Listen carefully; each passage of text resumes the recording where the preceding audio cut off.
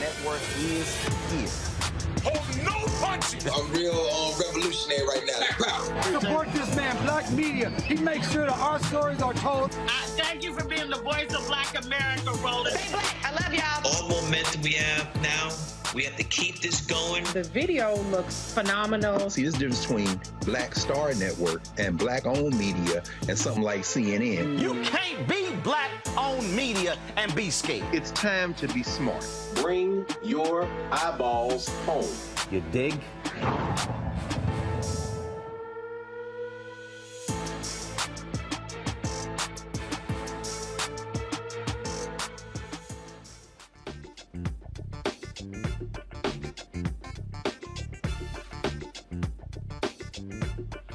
Today is Monday, May 23rd, 2022. Coming up on Roland Martin Unfiltered, streaming live on the Black Star Network.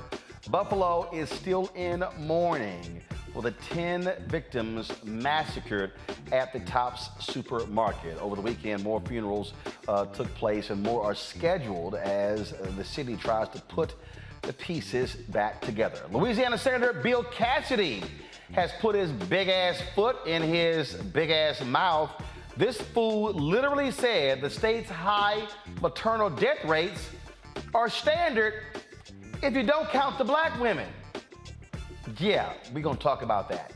A Tennessee college student who was assaulted by a cop who lied about her arrest will join us with her attorney to update us on that case. In Florida, a black woman gets brutally attacked by a white man at a gas station. It took about 5 days for the violent man to get arrested. You would not believe what charges he's facing. And Jacksonville activists are demanding more from the state's attorney. In our Where's Our Money segment, I'm gonna break down Macy's new clothing collection targeting black sororities.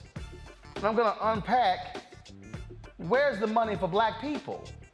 And also, more about Jenny Thomas and her role in the January 6th insurrection. There are emails of her asking Arizona lawmakers to overturn Joe Biden's popular vote.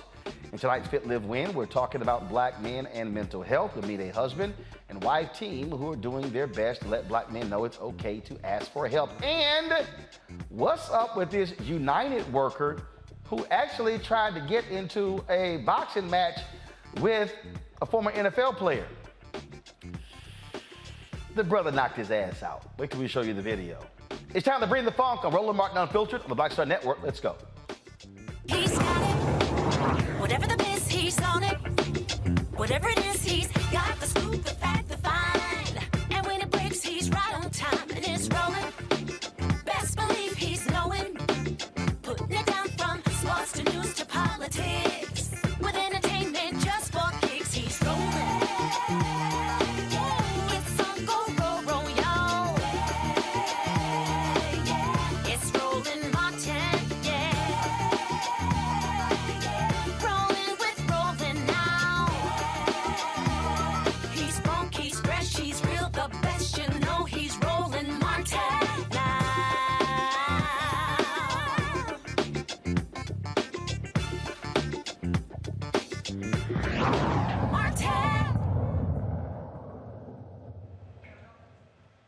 Where's the stinger?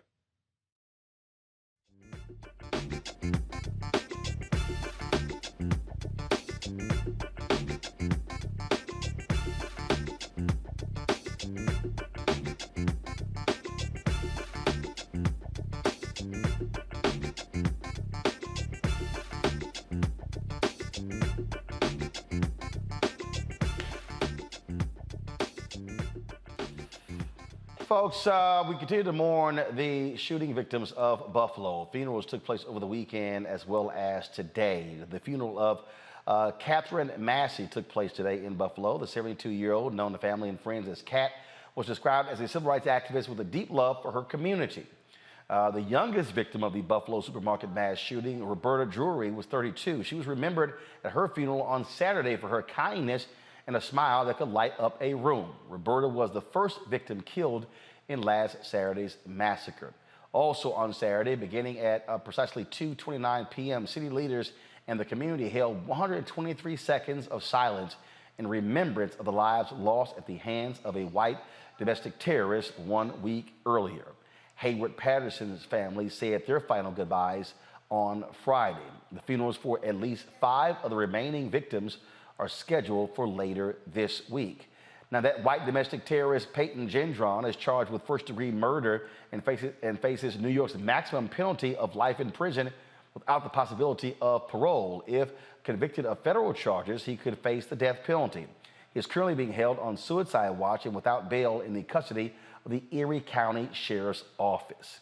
The question that many folks are asking is, how is all of a sudden this story just sort of evaporated, if you will, from the national radar? My pal, Dr. Julian Malvo, Dean of the College of Ethnic Studies at California State University, Los Angeles. Dr. Omakongo Dabinga, Professorial Lecturer, School of International Service, American University. Reverend Jeff Carr, founder of the Infinity Fellowship in Nashville, Tennessee. Glad to have all 3 of you here. Jeff, I want to start with you. I'm thinking back to Charleston. I'm thinking back to Mother Emanuel when 9 folks were shot and killed. And this is not about comparing one shooting or the other, but a number of people have commented on this as if America's sort of like, okay, got it, 10 were killed, we could just sort of move on. Have you gotten the same sense that even though this took place 9, 10 days ago, it is as if folks have just said, okay, fine, what's next? Sure. I think part of it is the desensitizing of America to violent acts like this. We talk all the time about paying attention and keeping things in the active spotlight. Again, with Charleston, at that period of time, it was so ghastly, it was so horrible that it spent months in the news cycle. Since then, we've had so many shootings. We've had so many people who gathered and put together makeshift memorials on lawns and put together memorials on storefronts, put together memorials and built memorial cities in the middle of town squares that in many people's minds, it has become par for the course. That's part evolution of society. It's part evolution of media, but it doesn't make it any less painful, especially for the families who are seeking justice in this space. At the same time, they're seeking to find closure. It's very difficult to find closure when you are not expecting to make the transition from physical life on this side to life after life. We have 10 families who are affected. And they are affected not just in this moment, not just in this news cycle of 7 days, but they are affected for the rest of their lives, generation upon generation. When we talk about national media not focusing enough energy on this space, I am ever grateful for a network like Black Star and a conversation, a family meeting like the one we're having tonight, because it gives us an opportunity to recognize one thing. We are national media. We are international media. We are global media. And when mainstream media does not pay attention to us, thankfully, we have a tool by which we can pay attention to ourselves. We can mobilize the emotions, we can do the mourning that is necessary, and we can initiate the activism we need to truly make a change. You know, Julian, and for folks understanding, I am not placing blame on President Biden on this. But I also think one of the reasons why what also changed is that here, he went to Buffalo with First Lady Jill Biden on last Tuesday. And I think the other difference was, because what happened was there was a previously scheduled trip to Asia to meet with Asian leaders over the weekend. And so if I look at this with Mother Emanuel, you had this citywide service that became a national service. So Obama comes in, there's this massive service, all of the media is there, it's being carried live on all of the networks, and you literally had 5 or 6 or 7 days of build-up for this moment. You had morning shows broadcasting from Charleston, South Carolina. You had primetime shows there, and then you had this massive event. I think that also played a role in this, because what often happens is, I think after Biden went there, spoke on Tuesday, it's sort of like, okay, we're cool, now we're moving on. And I think that also is I just understand, again, how media operates and with the whole storytelling. I think that's what also happened here. I think you're partially right, but I think, I want to go back to what Reverend Jeff said about people just being desensitized. People have fatigue. This stuff keeps happening. I mean, it keeps happening, and people don't even know what to do. Of course, we get strength from our activism. And Roland, of course, you need to be commended because you've been on this. Our show last week, you spent all of the show really talking about this. And the morning shows can still go. There are going to be 5 more funerals. They can still go. I mean, the fact is that I think people are desensitized. People have fatigue. People don't know what the answers are. And so they just sort of say, ugh. In addition, of course, one of the competing factors is whatever else is going on with Ukraine. Many folks are in graduation season. I attended 3 yesterday, and you got several shout outs, by the way. Somebody said, I know that lady, she's on rolling. I'm like, I'm the nerd me. What you talking about? So anyway, just giving you an FYI. But in any case, I think that people are in the middle of their own stuff. And so because they're in the middle of their own stuff, they're not focusing. Now, the other piece of this is that the other stories that we're going to talk about today that you share, the anti-Blackness in this nation is so damn, and I say damn deliberately, trying to cut out my cussing, but so damn prevalent. And so this just feeds into what all else is happening. Little boys going to people's houses with whips. People using the N-word at gas stations. This is not something that made national news, something that happened to a friend of mine here in LA. Because she didn't get out of the way soon enough for the man to pump his own gas. He was in a hurry. So she had to be on those ends. I mean, it's acceptable in a way that it's never been acceptable before. And so that's part of what's going on. People are like, okay, Black people got shot, whatever, because we get shot just about every day. We need something. I don't know what it is, but we need to make this basically say, this is not to be tolerated. I think Brother Biden did the best he could, but guess what he could do, Roland? There should be a cabinet member at the rest of these funerals. Somebody should be at each one of them. Susan Rice has been charged with dealing with racism. Okay, Susan, where you at? Excuse my body. Where you at, sis? Come on. I mean, we need to, this could not be swallowed by the exigencies of the day. This is headline news, if not for all of America, certainly for us. You know, you talked about these families, reverberations forever. You see it's almost too much to take. And yet, the only way we can take it is when we resist it. I think Omakongo, it is interesting as I sort of watched these reactions that we've had, and we discussed this last week also. These folks who are operating from this view of we need a specific anti-Black bill. Now, I get where that's coming from, but the thing that I sort of keep trying to walk people through, and it was amazing to me the number of people who just literally don't understand basic fundamental politics. I was going back and forth, and I was just arguing with these people who kept saying, but the Asians got a bill. But they didn't. These fools were even saying, well, the money allocated is only for them. Lie. Yep. Just a lie. Yep. And then folks like, well, our pain needs to be acknowledged. I totally get that. But the reality is, you cannot have a Black-only bill. When a federal law is passed dealing with hate crimes, it doesn't just apply to African Americans. What I don't understand, literally, the domestic terrorism bill the House passed last week deals with all domestic terrorism, not just domestic terrorism targeting Black people. And I guess what angers me is when I see Black folks who are smart enough to know advancing this, and then they are impacting those who don't understand how this stuff works, and then they get all riled up, and I'm like, y'all spreading lies.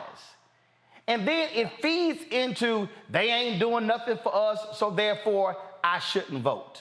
So that's why, like when Reese often calls these sort of things, examples of voter suppression, that's really what she's talking about in terms of the net impact of when people are spreading these type of things. Man, you are so right. And this misinformation and disinformation, it's sad because it goes both in both directions, right? Because you have many within the Black community saying this, and they said it with Obama. They didn't do anything for the Black community because they were looking for this specific Black legislation. And then you got folks on the extreme conservative side, on the so-called right, who are saying, look, Obama and Biden and whoever's in charge who's Democratic, they're just trying to make all of these bills for Black people. So we get played both ways. And so when you talk about this level of sophistication that a lot of us just don't seem to have, and then you got these fake bots out there on Twitter and Facebook and everything putting out more of this information, this is the time, going back to what Reverend Carr said about having a Black Star Network, where we really have to start checking our information sources. We really, just like you're doing right now, have to continue to call out people in all aspects on the spectrum, but particularly our community as well, because just like you've been talking about with the whole student loans things, Black folks saying that Biden ain't doing nothing for HBCUs, and that gets young Black people saying, well, I'm not going to vote for him. And so we have to make sure that we do our best to continue to control this information. And going back to your other point about how the Buffalo massacre has lost attention, I would say that on the side of these Tucker Carlsons and Republican politicians and the like, and I'm working on not calling them, we got left and calling them the right because they're so wrong.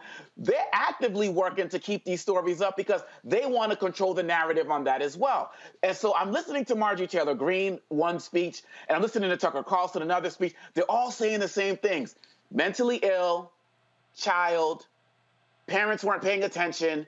What about the violence on the streets of Chicago? There's no such thing to have need to support, to protect this country from white supremacy. These guys on every level, conservative AM radio shows, got all of their talking points in order. We have not developed the sophistication enough to be able to get all of our ducks in a row on these issues, and that's why they are winning the day. And then when you add on top of that, you got Ukraine, you got a baby formula crisis, and you got these elections, and it makes sense that why they would throw it off the table in terms of their media coverage, but we have to make sure that we are not doing that. It's all about that sophistication, and sometimes our own people are the worst enemies, but we got these folks on the other side who are actively controlling the narrative like they've been doing on so many other issues. Indeed. And so, and I love these folks.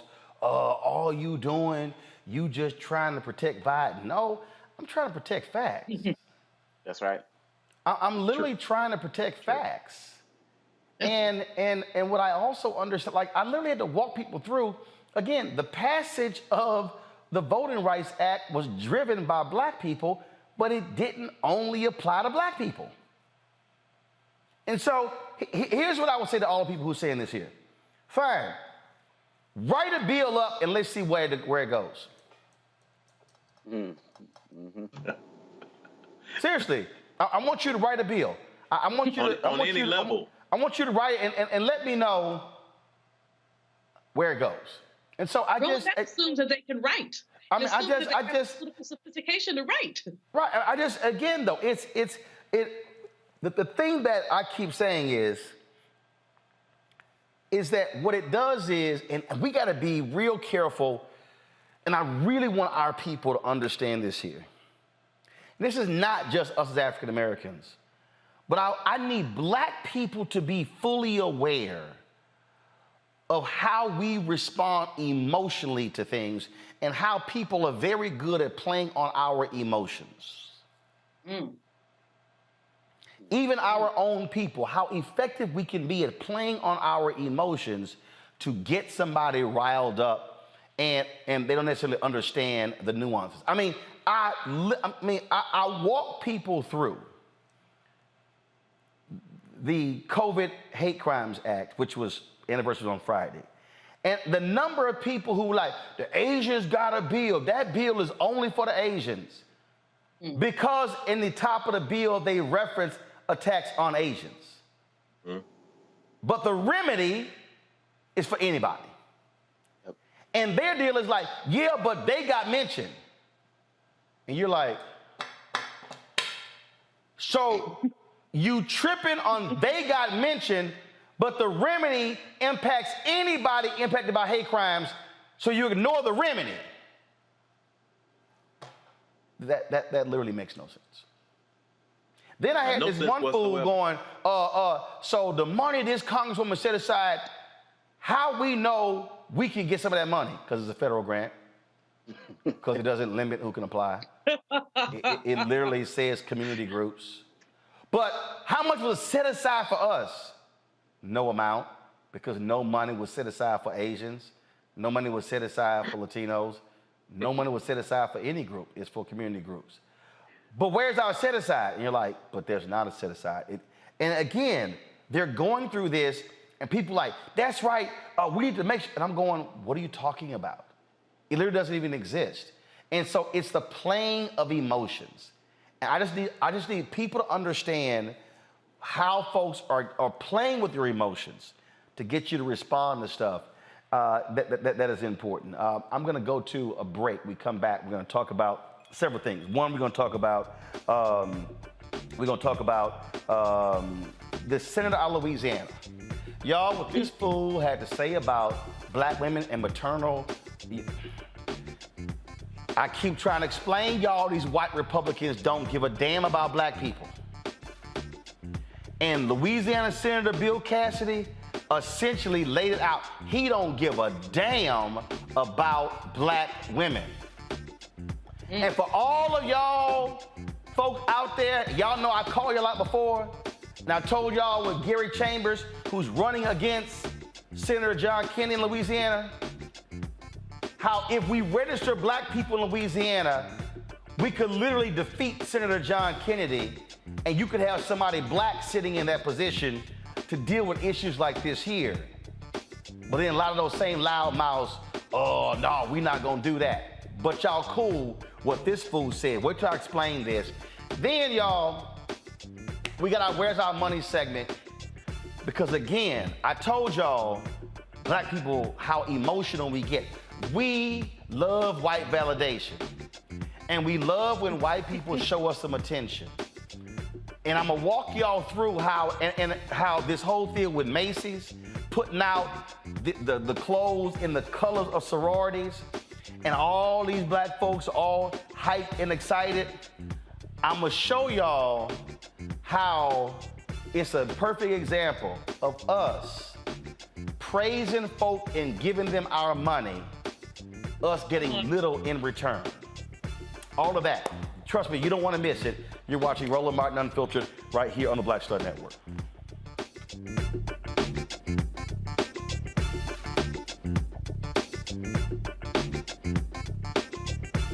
I'm Deborah Owens, America's Wealth Coach and host of Get Wealthy. Let me ask you a question. Are your financial affairs in order?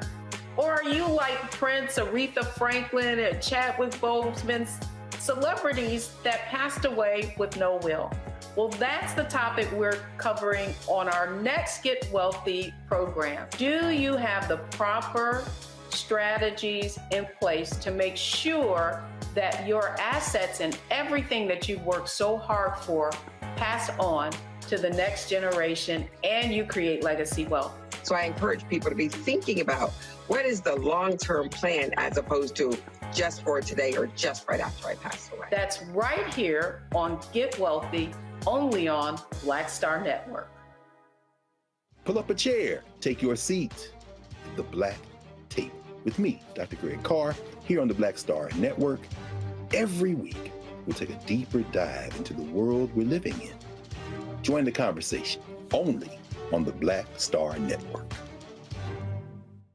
Hi, this is Cheryl Lee Ralph. Hello, everyone. It's Kiara Sheard. Hey, I'm Taj. I'm Coco. And I'm Lily. And we're SWB. What's up, y'all? It's Ryan Destiny, and you're watching Roland Martin Unfiltered.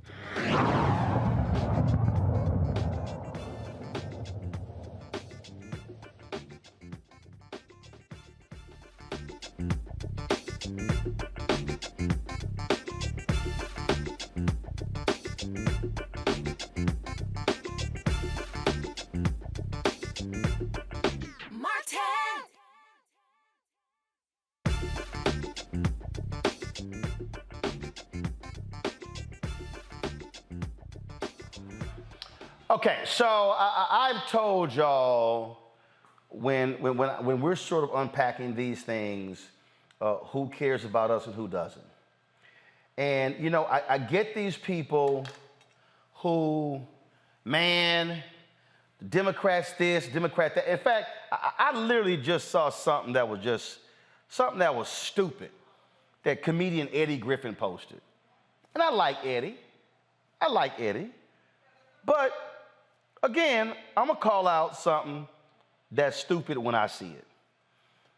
You know, and I commented on his page when he posted this item, and I'm gonna see if I can pull it up. I just want y'all to see this. And again, what happened? So he posted this: Trump may have hurt your feelings, but Biden is hurting your family, finances, and your freedom. It's got 9,858 likes, and it's gotten 1,696 comments. And I said, this is literally idiotic. Are we having a fact-based conversation or some shit meant to go viral? The bills being passed by GOP legislatures nationwide are obscene, and they are specifically being targeted at black people. And so let me just see if anybody responded. So somebody responded. Then you got some folks. So you got one person here, and you're going one person. Roland, you have no influence. Okay, so let's see who this person is. Says somebody who, okay, some A&R dude. So Saladin or whatever. So let me just go ahead and just blow his ass up. And then this AHK Jones, I don't know who this fool is. Somebody who 351 followers, okay. And then got 12 other people. And then other people, you have become disappointing. The jig is up. Our people are on the blah, blah, blah. Keep going on and on and on, okay. It's kind of sort of stuff. I get to see again, I've yet to see a bill where it says black people are the target. Can you tell us more about these bills? See, I want y'all to understand, okay? Somebody else up here, this Chicago kid, oh, we didn't nominate you, blah, blah, blah. Oh, somebody else. So you see all the people running their mouths, okay, here we go. Of course, you would defend those donkeys no matter what. You're part of the problem. Now, listen, y'all see this here? Not sure what bills you're talking about, since the House and the Senate is both Democrat. If you're talking state legislators, well, that's up to the states, and people can vote them in or vote them out. So don't hate because the Democrats are failing people of color. They always have, they need to have us, blah, blah, blah, blah, blah, okay, and all that sort of stuff. All right. The next story is a perfect example of what I'm talking about, how all of those people posting right there are stupid. Bill Cassidy is the United States Senator, one of two from Louisiana. He gave an interview to Politico. And this is what he told Politico when they were talking about the maternal birth rates in his state of Louisiana. Press play. Louisiana, about a third of our population is African American. African Americans have a higher incidence of maternal mortality. So if you correct our population for race, we're not as much of an outlier as it would otherwise appear. Now, I say that not to minimize the issue, but to focus the issue as to where it would be. For whatever reason, people of color have a higher incidence of maternal mortality.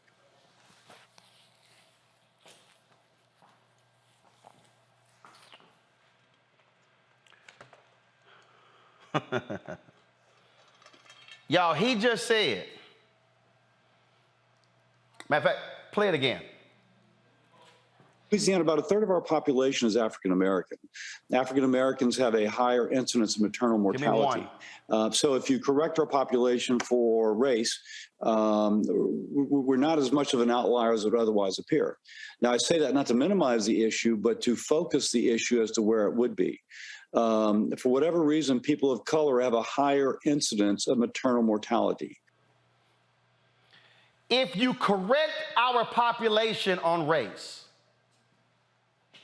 how the fuck you gonna ignore 1/3 of your whole state?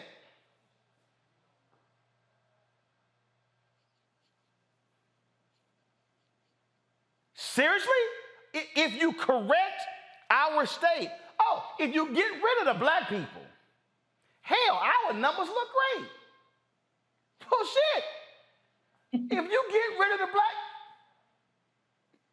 I hope y'all heard what he said. Yeah, if you take the black people out, if we don't count the black people, hey, our numbers look good.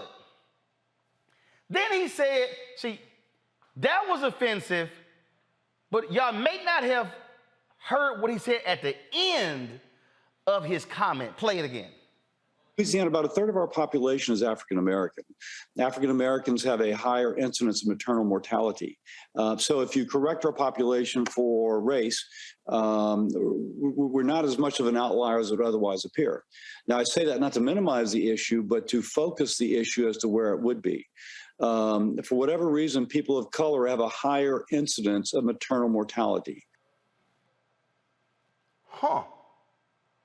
For whatever reason, Black people have a higher incidence of infant mortality. Now, some of y'all may be watching me right now, and y'all might be saying, what we're rolling? He's a United States Senator. And he said, for whatever reason, they have it. Go to my iPad. Let me go to this other box. Pull up over here. Pull up right here. Pull up the iPad. Y'all, I told y'all he's a United States Senator, right? Come on, pull it up in here. He's not just a United States Senator. Bill grew up in Baton Rouge, attended Louisiana State University for undergraduate and medical school. Come on. Bill joined LSU Medical School, teaching medical students and residents at the Earl K. Long Hospital, a hospital for the uninsured. During this time, he co-founded the Greater Baton Rouge Community Clinic, a clinic providing free dental and health care to the working uninsured. Bill also created a private-public partnership to vaccinate 36,000 Greater Baton Rouge area children against hepatitis B at no cost to the schools or parents. In the wake of Hurricane Katrina, Bill led a group of healthcare volunteers to convert an abandoned Kmart building into an emergency healthcare facility, providing basic health care to hurricane evacuees. In 2006, Bill was elected to the Louisiana State Senate. How your ass don't know how Black women have a higher infant mortality rate when your ass a doctor? When you work with the uninsured? Of anybody in the Senate, you would think a doctor from Louisiana working with the uninsured, providing free dental and health care to the working uninsured, might know why there's a higher rate. It also could be the poverty rate in Louisiana. It could be that you're one of the brokest states in Louisiana.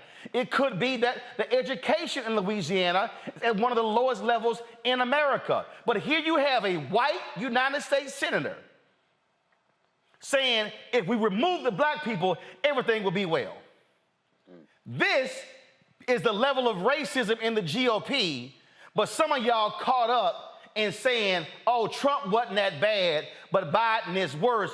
And this is a United States Senator representing Louisiana who is representing 33% Black people in a state. He basically said to the Black people, I ain't y'all U.S. Senator. Julianne, your thoughts? Oh, Roland, this angers me so much because obviously this man has been a negligent physician. If he does not know why Black women have higher infant mortality rates, die giving birth, all you have to say is Serena Williams. This has had more money than God. But she still could not get the care she needed. I was just at an event last month where a young brother, his wife died in childbirth because the doctors did not pay attention to her plummeting blood pressure during delivery. This was a middle-class Black man, middle-class sister. They don't pay attention to us. They don't hear our voices, and they just write us off. So most sisters I know who are basically of childbearing age, they're looking at doulas and others to help them get through the childbearing because they don't trust their doctors. And with Bill Cassidy as a physician, graduated from a med school, That's why people don't trust their doctors. You can't talk about if you adjust for them. How you gonna adjust? What you gonna do? Put us all back on slave ships and send us somewhere? That's the only way you adjust. Black women are part of Louisiana. This man needs to be pimp slapped from one end of the state, from New Orleans all the way up North Louisiana, if not all the way up north to Canada.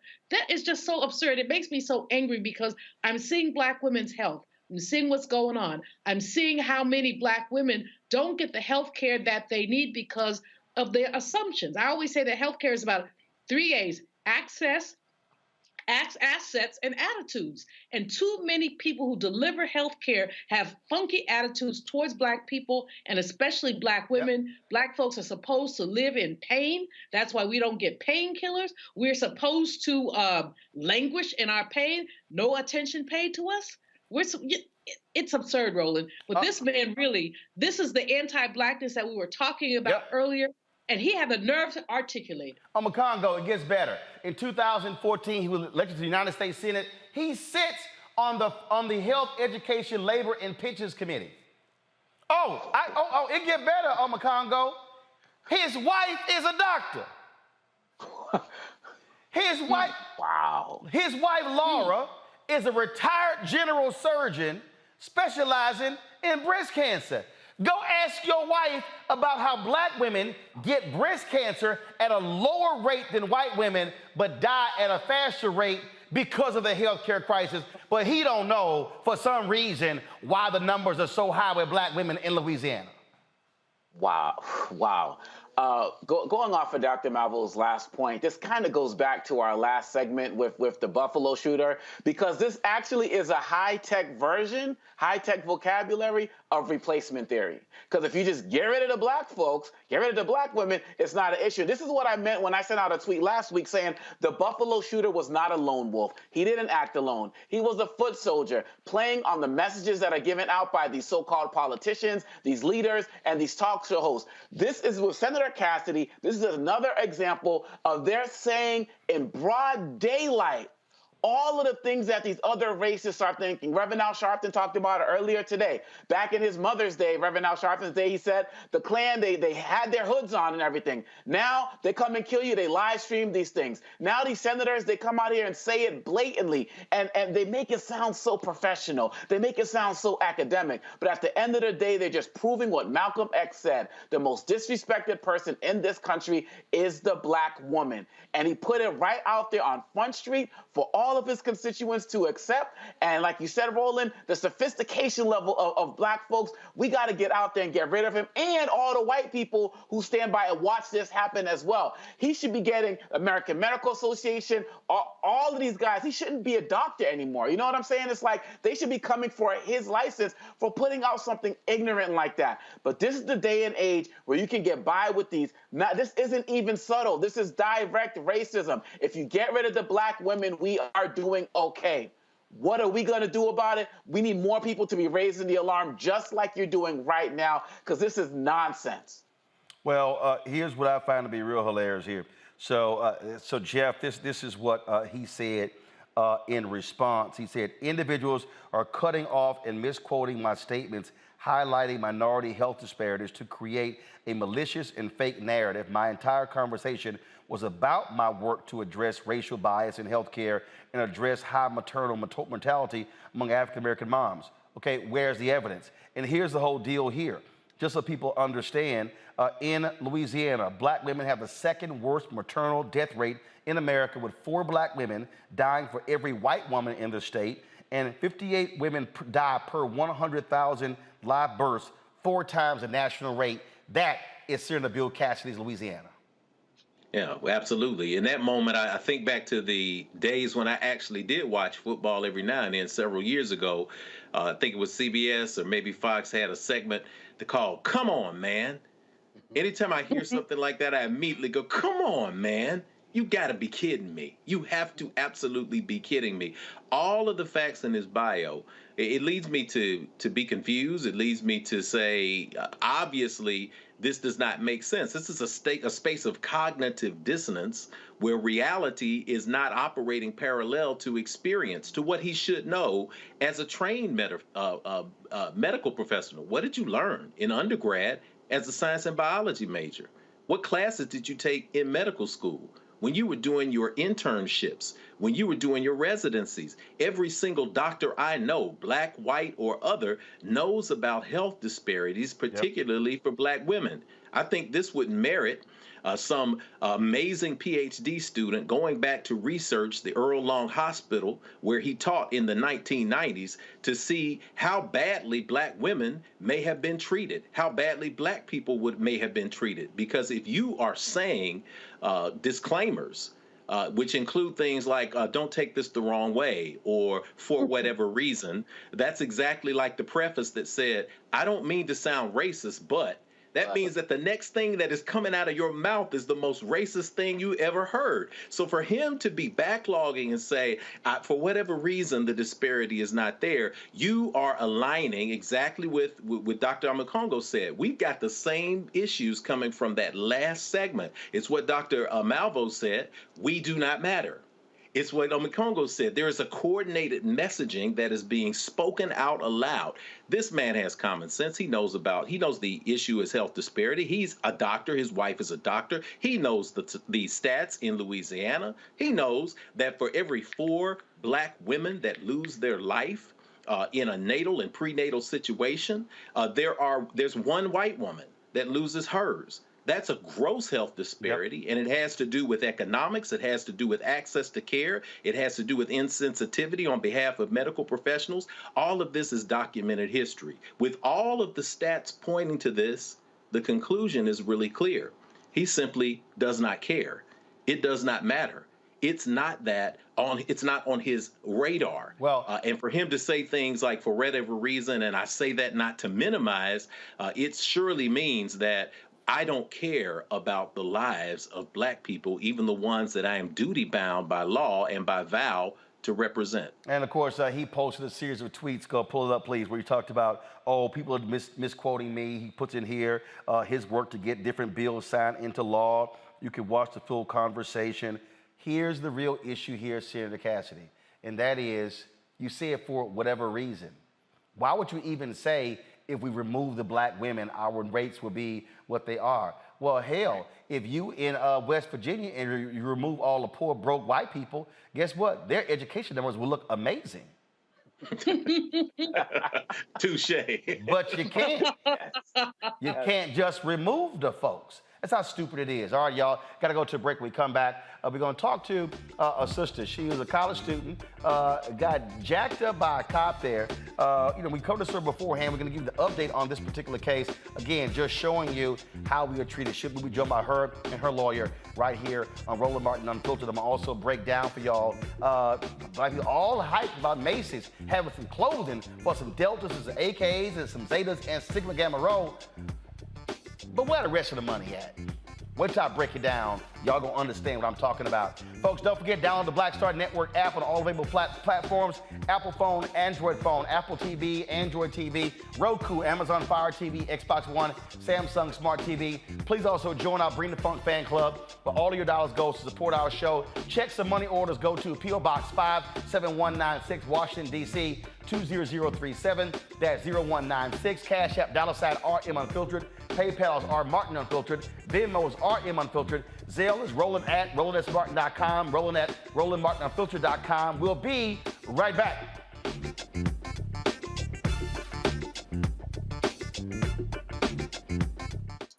Next on A Balanced Life with me, Dr. Jackie. Summertime when the living is easy, or is it?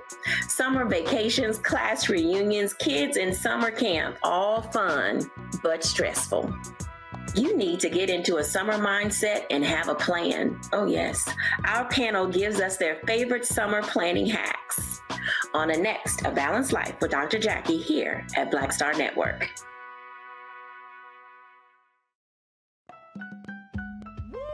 We're all impacted by the culture, whether we know it or not. From politics to music and entertainment, it's a huge part of our lives, and we're going to talk about it every day right here on The Culture with me, Faraji Muhammad, only on the Black Star Network. Hi, I'm El DeBarge. Hey, yo, Peace World, what's going on? It's the Love King of R&B, Raheem Devon, and you're watching Roland Martin Unfiltered.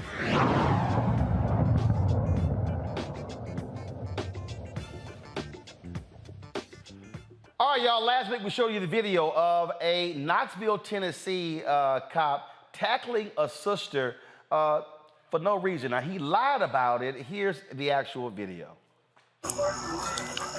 What you want? I didn't do nothing. You tripping. Hey, bro, you tripping. What the fuck? Hey, bro. Bro, you told me I'm a motherfucking shirt, bro. What the fuck is wrong with you? 36 Come on, mama. The fuck? Move, I ain't got no shirt on, You're being bitch. detained. Move, I don't got no shirt on, bitch. You're being detained. Move, my titties are out, you stupid ass bitch. What's going on? Bro, move, my titties are out, bitch. Move, bitch, I'm not fucking Now, that cop, Joseph Roberts, lied about his reason for arresting Trinity Clark, again, who he tackled, assaulted, and leaving her topless, as you heard her and saw in the video. Trinity and her attorney, Lance Baker, joins us now from Knoxville. Glad to have you both. Sorry, Trinity, we had to show that video again. First and foremost, why in the hell, why was he walking up on you? What was the reason? I'm still not sure like what his total reason was, but it was just a normal night for me. The first traffic stop that he made, he actually was outside of my house, and my house is a busy street like where I live. And I walked out, they waved at me, and I didn't wave, I just mind my business and walked to my car. But okay, wait, I'm confused. So it's a traffic stop in front of your house? Yes, the video. Somebody you don't even know? Completely unrelated to Miss Clark. So you walk out the house. I mean, first of all, hell, I grew up. If I see some flashing lights outside, my natural instinct is to walk outside and see. So you're standing in the front yard, and then you're just seeing what's going on, and then all of a sudden he decides to just walk into your yard. No. I actually was leaving to go to a friend's house because I was packing for school, and he followed me. He followed my car. He chased my car down, but he never had his sirens on, so I never knew that anyone was following me. Never heard any lights or anything. Okay, so there's a traffic stop. You get in your car, you leave. So this is the video right here. So this was the end of, that was a traffic stop, right? That was the beginning of the video when he chased me. Yes. All right, so but that's not your car. That was your car that just went by, right? Yes. Okay, so all of a sudden, he then comes flying down the road at you, again, he's going real fast. He's gonna catch up with you. Is there audio on this, y'all folks? Go ahead and turn it up. Yeah, you can. All right. So he's going, so he got no emergency lights on. 36 Lieutenant Q. Yeah, go on.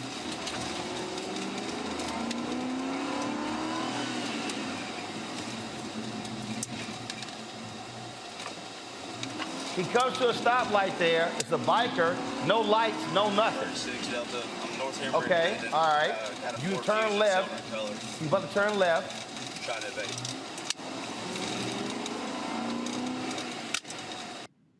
Okay, so the video ended, and was that you going into your front yard? That was me going into my friend's front yard. So you go into your friend's front yard. Do y'all have any more of the video? Or is that it? Okay, so you go into your friend's yard, and then that's when all of a sudden he walks on you. At no time, what, lights not on? Nothing? No, he didn't turn his lights on until he got out of his car. And I was already outside of the car, almost on the porch. Okay, so you're on the porch. Now roll that video. Now I need to see that. So he walks up to you, turn it up. What you want? I didn't do nothing. You tripping. Freeze right there. Freeze right there. Okay. Freeze right there. Freeze right there, y'all. Come back to me. Come back to me. Thank you. So he comes out of the car, turn lights on.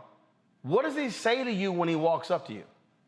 He doesn't tell me anything. I asked him, why was I getting pulled over? He still didn't respond.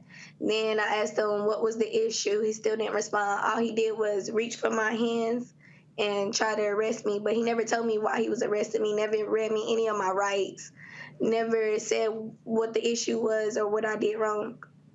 Okay, so, I'm sorry, Lance, are you as confused as I am? Roland, I've been doing this for just a little under a decade now. I've never seen anything more egregious than the conduct that Officer Roberts displayed in this video. What's even more shocking is that he was allowed even after this, and after supervisors, 3 different supervisors watched this video, rubber stamped it. The only thing that they disciplined him on at all was the foul language that he used to Trinity's friends and other innocent bystanders that actually came out of their houses when they heard the loud screams and just wondered what was going on. Wait, hold up. At any point in this whole deal, has the department stated why he stopped her? None. This occurred on August 11th of 2021. Trinity had to endure months of felony prosecution. It wasn't until December 7th when she finally said, no, I'm not taking any plea deal. What were the charges? What did they charge you with? Charged her with felony evading arrest, reckless driving, assault on a first responder, 7 different charges. Wait, hold up. How was she evading arrest when she was driving down the street? He was engaged with another driver, and she pulls in front of a friend's yard. I mean, what did they say? She was speeding? Did she run through a stop sign, run through a red light? Failure to yield was one. He also, you just showed the video, the first part when she's actually Miss Clark has to make a wide turn around the original stop, the red car that he had pulled over. Yeah, hold on. Roll the video, y'all. Roll the video. Keep going. Right here in his arrest warrant, he says basically that Miss Clark nearly clips him, which is not supported at all. I mean, there is several feet. She's on the other side of the street. The only other she can go to make a lawful turn around this. It just goes to show you from beginning to end, Roland, this was a hit job. This guy, he ultimately got what was coming to him. The problem is Sierra Davis, who in January was pulled over by this cop. He has actually turned off his body cam, but unbeknownst to him, he chased her going over 100 miles an hour, and department policy is when you go over 100 miles an hour, that body cam turns on. Ultimately, in chasing Sierra Davis, approximately 6 months after Miss Clark's incident, there is a wreck after his lawful chase. When other officers arrive on scene, he lies and says, I hadn't been following her, I hadn't been chasing her. Obviously, that is contradicted by the body cam that he turned off. He is now facing felony prosecution for those lies, those blatant lies, but he has not been charged. He has not been, there was no discipline, of course, by the department when they reviewed the use of force report, when they reviewed the body cam and or dash cam. The only thing that he got disciplined over was he might have said a cuss word to some innocent bystanders. So had they properly dealt with him in August, then you don't have this problem in January. And to be honest with you, as I'm watching that video, this absolutely reminds me of Sandra Bland, where there was a police officer, a Texas Department of Public Safety trooper, was engaged in a traffic stop. Sandra Bland comes out of the parking lot at Prairie View A&M University, not speeding, wasn't like she didn't yield or whatever. The cop turns around, follows her. She's thinking the cop's trying to get by. She gets over. He hits her with the lights and says, you didn't put a turn signal on. Then, of course, that led to him getting mad because she was smoking, order her out of the car. She said no, pulls her out. She gets arrested. And then, of course, she dies in jail. Literally, I'm watching that video and said, Trinity could have been another Sandra Bland. No question, Roland. And I mean, just take this. Even if you don't know anything about the legal world, I mean, evading arrest, you can kind of infer some things just by the way that sounds. How do you evade arrest when you don't know you're being arrested? Right. It's kind of hard to evade something when you're not under arrest. Oh, yeah, and you don't have your lights on. You don't have your sirens on. Again, Miss Clark hit the nail on the head when she said the only time that this officer, and that she was aware, if you watch that video and you roll the whole thing back, Miss Clark's car is maybe at one point in time way off in the distance down a long straightaway, but she had no idea that this officer, any reason for him to... That's why we played the video. Y'all just roll it. Lance, keep talking. But yeah, we played it. I mean, she goes by. I mean, he has to speed like hell to catch up with her. She's gone. And keep in mind, Roland, too, this officer had just been released from his FTO program where he was supervised by another officer doing ride-alongs with him. He had only been solo by himself for 1 month before Miss Clark's incident happened. And then, of course, just a few short months later, we have the Sierra Davis incident, and he's at it again. I mean, it just completely erodes public trust in people that are in a position of power and authority. And, you know, we have a lot of good officers in this country, but we have a lot of officers like this that need to be called out a lot sooner, and we wouldn't have these situations repeat themselves over and over again. Y'all keep rolling the video. So what is the status of the case? First of all, she wouldn't take the plea bargain. So are they still pursuing charges against Trinity? Have they dropped the charges? Are they now admitting he lied? What's going on? So where we are right now, Roland, of course, this incident with Miss Clark happened on August 11th of 21. It wasn't until December 7th of 21 that Miss Clark finally got her opportunity to have a preliminary hearing and got to actually face the officer. He swore an oath again when he took the stand and lied repeatedly again on exactly what he put in the sworn affidavit, which initiated the criminal charges. I've been doing this quite a while. I've heard a lot of preliminary hearings, had a lot myself, and I've never heard a judge say at the end of this, I'm dismissing all charges after watching this video. I find this video disturbing. Said it was disturbing. And is he still on the police force? He is not. So in December 7th, after the preliminary hearing, you had the Sierra Davis incident occur where he was caught lying shortly thereafter, and they terminated his employment. He is being prosecuted for falsifying an official report. It's my understanding that he's going to be placed on probation for a period of 2 years.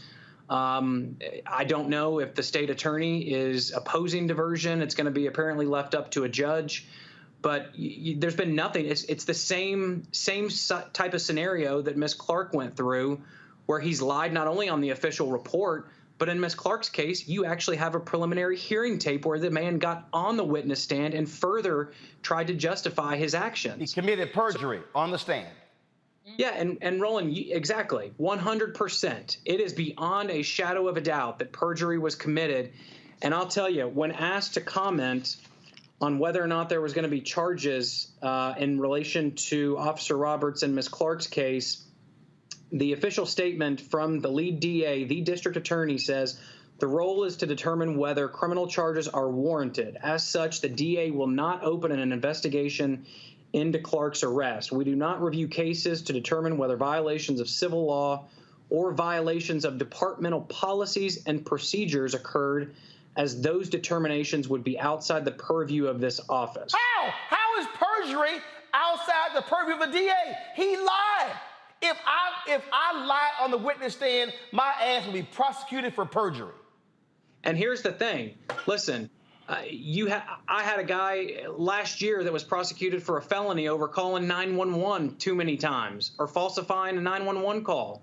Okay? If you have 2 murder cases, somebody kills 2 people, just because you get them a conviction on one doesn't mean you don't prosecute and get justice for the second victim.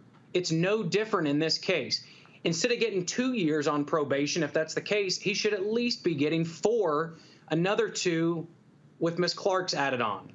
It's just, not only is it a repeated failure by the Knoxville Police Department and the supervising officers, it's a failure on the part of the District Attorney General, who just ultimately refuses to come down on officers when they're caught with their pants down, so to speak. I mean, ultimately, the guy was caught blatant. And Roland, if you roll even that video further, he has fellow officers that have to calm him down and tell him, listen, you don't need to say another word. And then you see a congregation of about 3 or 4 other officers shortly thereafter, and they sit there and say, gosh, we've told him, are we really here over a little bit of weed that was apparently found scattered in the yard somewhere? I mean, we've talked to him about this. The only thing you can infer is they're talking about Officer Roberts, who initiated this whole thing. Unbelievable. So sorry that that you had to go through this, Trinity. And again, but thank God that again you're still here, because we've seen where cases like this have gone south, and we're talking about your funeral, and we were talking to your mom or dad or family members, because we've covered many stories like this here. Keep us abreast of what happens, and hopefully, Lance, I take it y'all gonna be filing suit against this officer in the police department?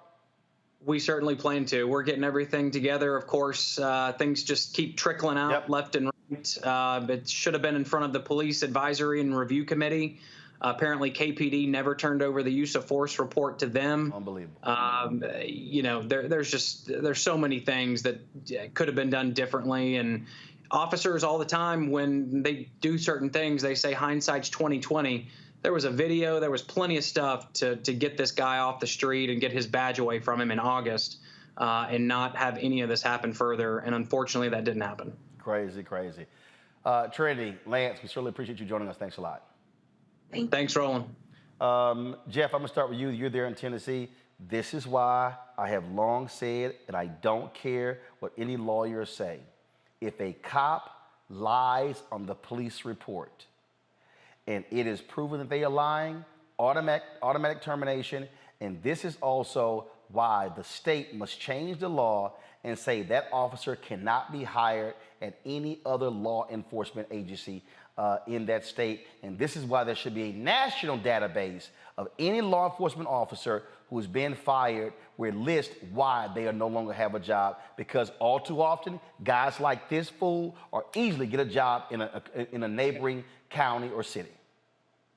And I think I need to add to that, Roland, in concert with what you're saying, that it needs to be not just a federal database, it needs to be a federal law, and it needs to include state universities and private institutions that also end up hiring people for their security force.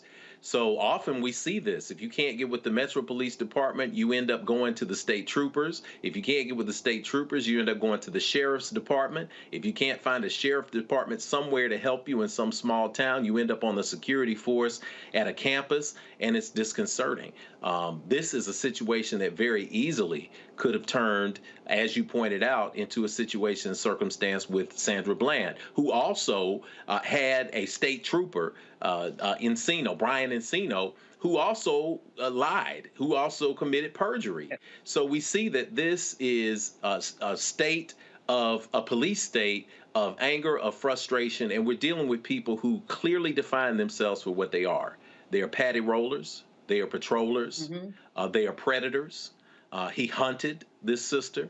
I say to this sister and her family, I thank God, I thank the ancestors that you're still here to tell this story.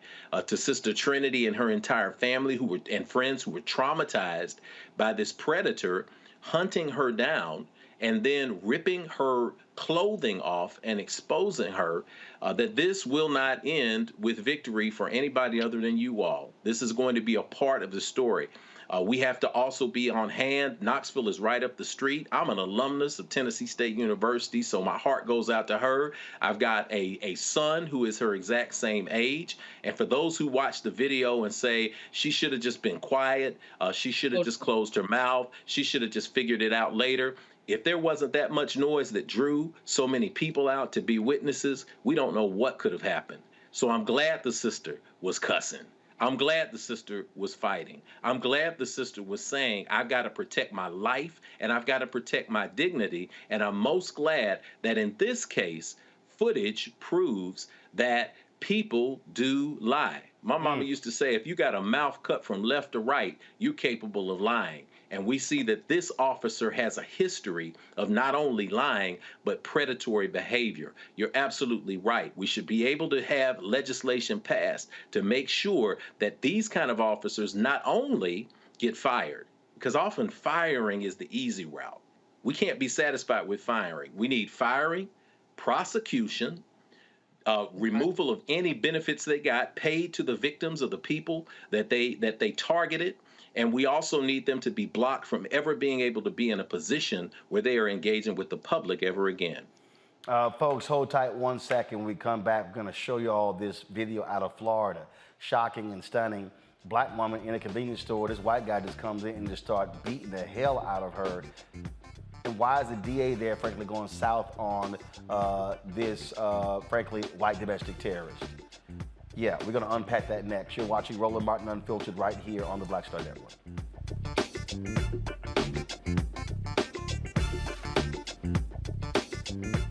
I'm Deborah Owens, America's wealth coach and host of Get Wealthy. Let me ask you a question. Are your financial affairs in order? Or are you like Prince, Aretha Franklin, and Chadwick Boseman, celebrities that passed away with no will?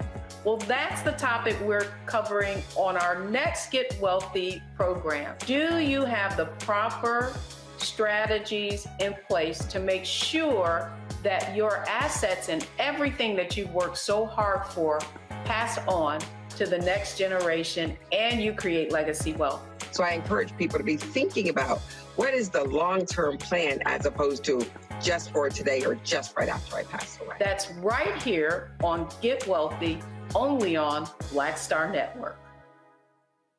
Carl Payne pretended to be Roland Martin. Holla! You are watching Roland Martin, and I'm on his show today, and it's what? Huh? You should have some cue cards. Hey, what's up, y'all? It's your boy Jacob Lattimore, and you're now watching Roland Martin right now.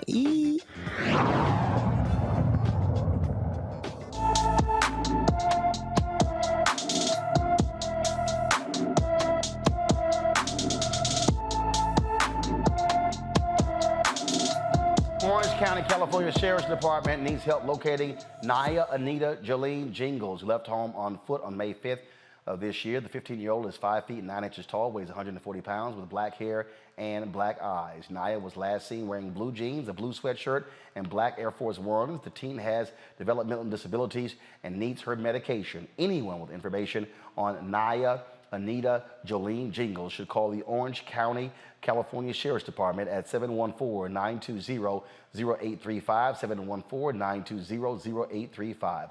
Let's go to Florida, where a black woman brutally punched in the face repeatedly by a white man at a convenience store. 23-year-old Rain McCoy was a target of a racially motivated attack by Kevin Troy Williamson in a Jacksonville gas station. It took about 5 days before Williamson was arrested. Watch.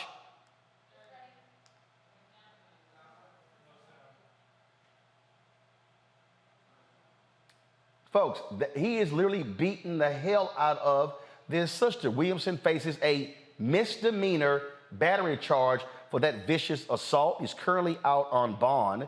The white man has a history of violence. He's a registered sex offender and had charges dropped for domestic violence and aggravated assault. Civil rights leaders demand State Attorney Melissa Nelson upgrade his charges to a felony, specifically a hate crime. Now, here's what also bothers me. Go back and play the video. Who's that punk-ass black dude who literally is walking in the right of the screen who does nothing as this sister is getting viciously beat, and this brother just walks his old lazy ass up and acts like it's no big deal? Woo! Joining me is Ben Frazier. He's the president of Northside Coalition of Jacksonville. Ben, glad to have you back on the show. Seriously, a misdemeanor? You're muted. All right, you there? Let's go ahead, Ben. Try it now. Hello. There you go. We think that the state attorney, Melissa Nelson, should in fact stop straddling the fence, Roland. She needs to stop beating around the bush and kicking the can down the road. She needs to be moving instead with all deliberate speed to add on charges to this man who actually conducted this vicious, brutal, and savage attack. This incident was, in fact, a hate crime. Anybody can look at that and see, and it should be prosecuted as such. Here are the facts. 23-year-old Raymond McCoy singled out and targeted because of her race, targeted because of the color of her skin, She's left bruised, battered, and traumatized by this man, 59 years old and white and 220 pounds, beating on her as if he's in the ring with Muhammad Ali. In addition to that, this alleged assailant ranting and shouting ethnic slurs during the entire event, derogatory insinuations. You all need to go back to wherever you came from during this event. It's a hate crime. It warrants the charge to be upgraded from a misdemeanor to a felony, a 20-second attack, Roland. It consisted of at least 10 single and combination punches. And in addition to that, he threatened her, saying he had a gun in his car. This attack. I mean, that is just injured and yeah. I mean, first of all, robbed in a safe space. Shocking, absolutely brutal, and Julian, really a misdemeanor. That's what's absurd about it, is that these white people excuse each other for their attacks on us, just like these fools are running around talking about that boy in Buffalo was mentally ill. Yeah, he was mentally ill, but he was also a criminal. And this man is a criminal out on bail? Out on bail? Or with all, I mean, this is ridiculous. But it's ridiculous that Black women, again, we saw the previous segment where that poor little sister was basically treated no different than someone who had their clothing stripped off them at an auction post at a slave auction. No different than that. Black women, we are, as Omar Congo quoted him earlier, Brother Malcolm said, at the bottom of the totem pole. And it's just absurd. Just hitting this woman for no apparent reason, just because he felt like it. Put him up under the jail. Watch, if somebody doesn't do something about him sooner rather than later, he's going to do this again to another sister. And then what we going to do? So this has to stop. It just really has to stop. These assaults on Black women, they're beyond hate crimes. They are beyond hate crimes. That's a simple thing to call it. This is a deranged, rabid, rampant anti-Blackness. Again, Ben, what is the DA saying? What is her rationale for only moving forward with a misdemeanor? There's no rationale. She is mysteriously and suspiciously quiet, Mr. Martin. We're wondering when she's going to start talking and addressing this issue, making clear that these types of behaviors and attitudes will not be tolerated down here in Jacksonville, Florida, which I'm fast becoming to start calling the Plantation City. The bottom line is it's time for us to draw a line in the sand that we will not stand by quietly as an organization. The Northside Coalition has made up its mind. We will not allow Black women to be savagely brutalized and victimized by white men. We will not tolerate racist attacks such as this, nor will we tolerate these types of white supremacist attitude to exist without confrontation. Unbelievable. Omar Congo. Yes, I'm glad Mr. Frazier ended with that last point about without a confrontation, because if I read the sister's social media post, she said that there were about 10 other people in the store. That man should have never made it out of the store. Period. Bottom line. And all of us are about peace here, but we're not about just being beaten up for no reason. And it's like you said, that brother walked up and did nothing. That man everybody should have been up on him. No weapon or anything. This man, 59 years old, you put up some of the charges earlier, and there's a post talking about this. This man has had child sex offender charges, violent assault charges with a weapon as well, and these charges keep getting dropped. What relationship does he have with this DA, with this community? At the end of the day, if these folks are not going to protect us, two aggravated assault charges dropped, one with a deadly weapon, domestic violence injunction. If people are not going to protect us, damn it, we got to start protecting ourselves. Period. Bottom line. So I'm with Mr. Frazier 100%, and we got to know where to target our social media and phone calls so we can join you and your coalition in defending our sister. Thank you so much, but allow me to say that the state attorney is not the only one quiet. The city council and its representatives are also quiet. The sheriff is quiet. The mayor is quiet. We don't hear anybody from the faith community standing up and speaking out against social and racial injustice. This is appalling and absolutely absurd, this suspicious and mysterious lockjaw that so many people have. It's time to stand up and speak out. We're going to continue here at the Northside Coalition, but we're calling on others here in Jacksonville and across the United States to join us in demanding trust, transparency, and accountability on the part of local authorities. We cannot allow things like this to occur without confrontation. Jeff? Yeah, it seems as if we are seeing a continuing motif around the country. I keep hearing the same two letters, DA, DA. The DA won't prosecute. The DA won't charge. We've got a ton of DAs who are complicit in protecting this kind of behavior. And that's part of the issue. I don't know how it is, Brother Frazier, down there in Jacksonville, but here in Nashville, those off elections or those spring elections seem to be they are statistically very low turnout elections. So if we've got 300,000 registered voters in a city like this, our last election, the DA got re-election by the hair of his chinny chin chin, with 10% of the population turning out.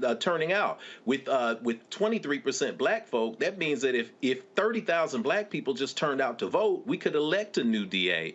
I think we need to create a national database, a new database, which is district attorney turnaround. We need to create a concerted movement. And in this case, maybe that's where we need to focus on. How do we practice replacement theory on these DAs when we have places and spaces where we can actually make a change?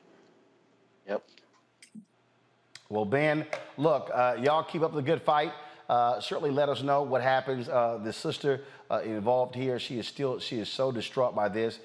She has not talked, nor has she hired an attorney yet, because she is still traumatized by what took place. Thank you so much for your support. I appreciate it. Thanks a bunch. All right, folks, got to go to a break. We come back, we're going to talk about Macy's. How folks are praising them for putting out clothing in the colors of black sororities. But what are black people getting other than giving our money to Macy's? I'll break that down in our Where's Our Money segment next on Roland Martin Unfiltered on the Black Star Network.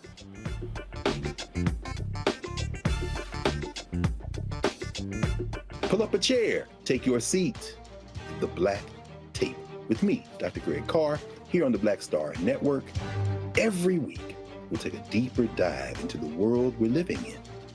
Join the conversation only on the Black Star Network. Next on A Balanced Life with me, Dr. Jackie, summertime when the living is easy, or is it? Summer vacations, class reunions, kids in summer camp, all fun, but stressful. You need to get into a summer mindset and have a plan. Oh yes, our panel gives us their favorite summer planning hacks. On a next A Balanced Life with Dr. Jackie here at Black Star Network. I'm Bill Duke. This is Deala Riddle. What's up, y'all? I'm Will Packer. I'm Chrisette Michelle. Hi, I'm Chaley Rose, and you're watching Roland Martin Unfiltered.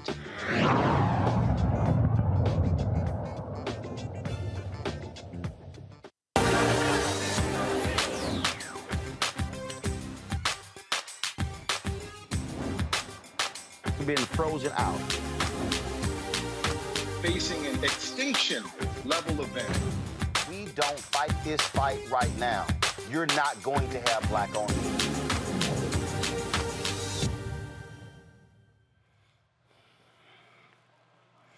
All right, folks, the news broke, let's say about a week ago, about Macy's, of course, nationwide department store, taking the advice of a sister who works there, who's in a sorority, who's a Zeta, about putting out clothing and selling clothing in the colors of black sororities. Y'all go ahead and roll it. So all of a sudden, we were talking about how AKs and Deltas and Sigma Gamma Rhos and Zeta Phi Beta, how they're looking for clothing and attire in their sorority colors to wear. And so this sister came up with the idea, let's put this out front and let's begin to sell to all of these black women. And so folks it's a great idea. So what Macy's did is they launched this collection, the Casper Sorority Collection. That's actually what it is called, the Casper Sorority Collection. And again, folks have been talking about this. They've been praising Macy's for doing this. This is a Black enterprise story right here, and it was inspired by Quasia King Thomas. Come to my iPad, please. The director and ad buyer of day dresses at Macy's. She's a 32-year-old sister who's a Zeta. She talked about how it was difficult for her finding clothing in the Zeta colors, and so this was something that they did. Now check this out, y'all. In the Black enterprise story, this is what it says right here. The retailer is expected to hit $10 million in sales this year through the support of its core demographic, middle-aged woman. In addition, Macy's has pledged $1 million to bolster education and research foundations of the sororities. Now, some of y'all watching right now, and some of y'all probably be saying, oh my, and I'm telling you, I've been on LinkedIn and folks have been talking about, man, this is awesome. Oh my God, this is great. I mean, great idea by this sister. Not dissing her. Of course it's a great idea by her. She's working there, she's sitting here, she's a buyer. Her whole deal is, my job is to help increase the bottom line, for us to reach new customers, for us to raise our revenue. And so Macy said, man, we putting this line in about 500 stores. They sitting here looking at all the AKs and the Deltas and the Sigma Gamma Rhos and the Zetas and the money that they're buying. And oh my God, yo man, let's do this thing. This weekend, I saw a story by my girl Audra Birch talking about HBCUs. And in that piece, she was talking about how folks are now paying attention and how they are now looking at HBCUs. And the headline was called, HBCUs have a spirit all their own. Pop culture is paying attention. Thanks to Beyonce, Ralph Lauren, and hit shows like All American Homecoming, depictions of Black campus life have moved from a different world to center stage. Again, I know Audrey, great story. Great story. In the story, it details what Black folks have been doing, the shows, and how it's been garnering the attention of networks and advertisers, and how Ralph Lauren launched this line of clothing, throwback clothing tied to Spelman and Morehouse, and was all done by Black designers at Ralph Lauren, and how the schools are benefiting financially. All good. But I want us to think about something that's a little bit different here. I want us to examine how we respond when all of a sudden white corporate America begins to pay us attention. I want to say that again. How we respond when white corporate America begins to pay us attention. What we have to understand is that psychologically, we have historically, for centuries, for decades, been ignored by white America. They wouldn't let us try clothes on in stores during Jim Crow.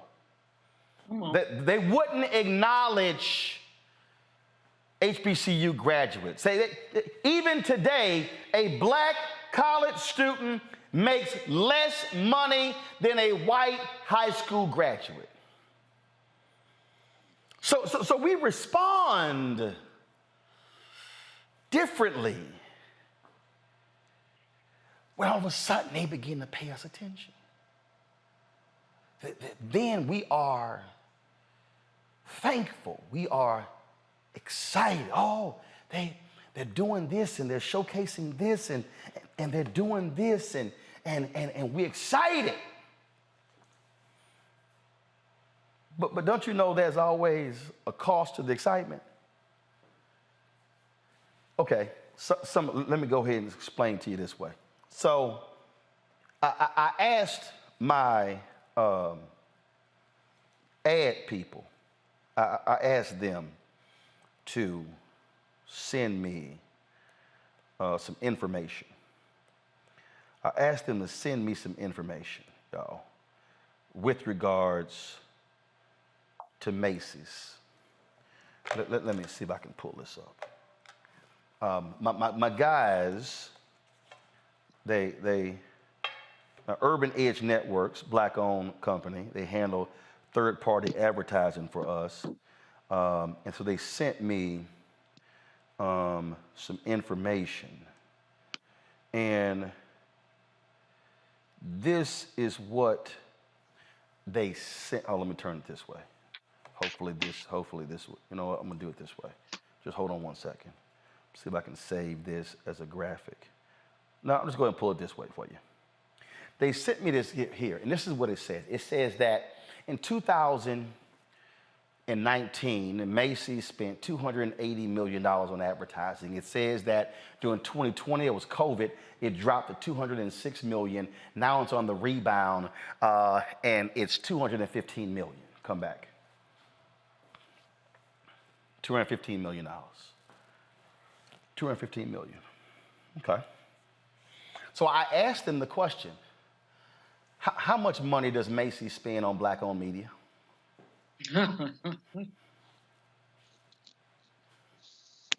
Okay. Okay. I told y'all $215 million, right? Okay. So Macy spends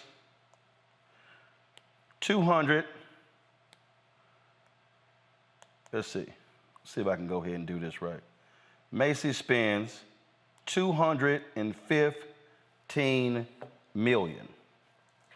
That means that if Macy's committed to spending 5% of their media budget with black people, black-owned media, I want y'all to hear what I'm saying, okay? I want you to hear what I'm saying, because see, this is where I think we get confused. $215 million. That's $215 million right there. Times 0.05%. Y'all see that? Macy's would be spending with black-owned media $10.75 million a year. Huh. 5 years. That means that if Macy's spend 5% of their advertising budget, y'all, I said 5%. That's it. 5% with black-owned media for 5 years. Now show it. Macy's would be spending with black-owned media $53.75 million.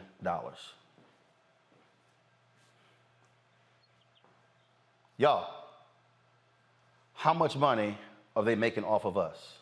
Oh, I'm sorry. According to the Black Enterprise article, oh, did I get that right, y'all? Oh, did I read that article right? Oh, I did read the article right. Huh. Right here, please show it. In addition, Macy's has pledged to spend, let me scroll back up. Do y'all see it right there? Macy's has pledged $1 million to bolster education and research foundations of the sororities.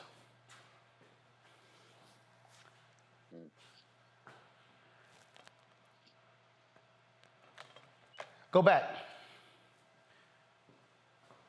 If Macy's only spends 5% of its annual $215 million advertising budget, that's assuming they don't increase the amount of money, Macy's would be spending $53.75 million with black-owned media over the course of 5 years. So forgive me if I can't get excited about $1 million going to the sororities, foundations, and research. I keep telling y'all what they're doing. What they are doing to black people is getting us excited about white philanthropy and not investment.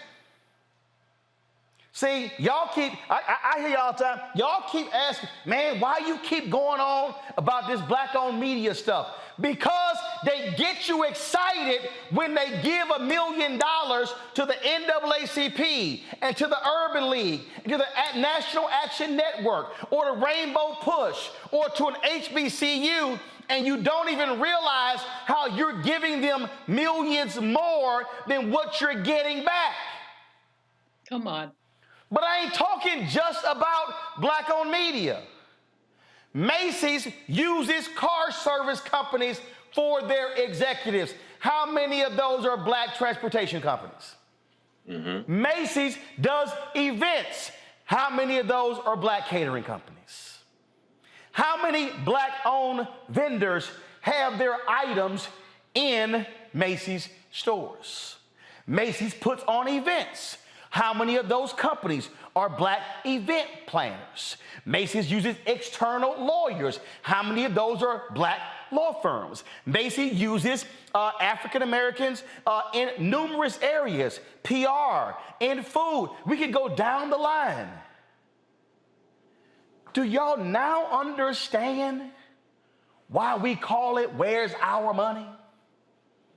Do you now understand that scene from Malcolm X when I keep saying, I'm not satisfied? Do y'all now understand when I keep using the hashtag Black Economic Social Justice? Y'all, they playing us small. And we like, oh my God, Macy's recognizes us. They're putting clothes out in the colors of AKs and Deltas and Sigma Gamma Rho and Zeta Phi Beta, because they want AKAs and Deltas and Sigma Gamma Rhos and Zeta Phi Betas running to Macy's, buying the items, giving their money. But you have to ask, what is Macy's returning back to black people beyond philanthropy?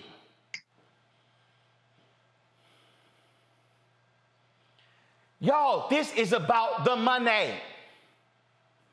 And we walking around broke as hell, just giving our money back, ain't no rate of return. And again, I am appreciative of the $1 million. But y'all, if black-owned media were getting $10.75 million a year, and other black companies were getting money, that means that potentially black businesses could be getting 25, 50, 100 million annually from Macy's. Some of y'all can't figure that. Okay, got you. Let me go back to the calculator. 100 million. Okay, 100 million. Let's just say black people, black companies are getting $100 million. You know what? That's too big for some people. Let me reduce that to 50. 50 million. You know what? What the hell? I think that's just too big for some people. Let me go down 25 million. Let me say that black people just from Macy's alone are getting $25 million a year in cumulative direct economic investment. We are providing them a service for black-owned media, for car service, for event planning, for food, law firms, accounting firms, construction companies, building Macy's stores or rebuilding them. We could go down the line. Let's just say we're getting collectively as black people $25 million a year from Macy's in a year. That means in 5 years, black people would have received out of 25 million, y'all, 25 million. Okay? Do the math. That means we'll be getting 60. Look at the numbers. I'm telling y'all, if we got 25 million a year for 5 years, it's 125 million. Okay? 25 times 5. 120, that's 125 million. Y'all, we can give $1 million to our own damn sororities. That's just Macy's. Now let's go to every single corporation. Let's go to every single corporation where we are responsible for 10, 20, 35, 40% of their market share. How many Toyotas are we buying? What are we getting back? How many General Motors cars are we buying? Ford cars, Hyundai cars, Chrysler cars, Honda cars. What are we buying? What are our businesses getting back in return? Go to the next sector. Pizza Hut. How much pizza are we buying? What is black-owned media getting from Pizza Hut? Pepsi. How much Pepsi are we buying? What is black-owned media getting? What are black vendors getting? What are black companies getting? 2 days, we are going to be marking the 2nd anniversary of the death of George Floyd, where companies made commitments anywhere from $30 to $50 billion. Y'all, those were philanthropic commitments. But what about the money? We had Ron Busby on here, and we told you all the federal government, which depends on our votes, spends $560 billion a year on contracts. African Americans get 1.67% of all federal contracts. That's $9 billion.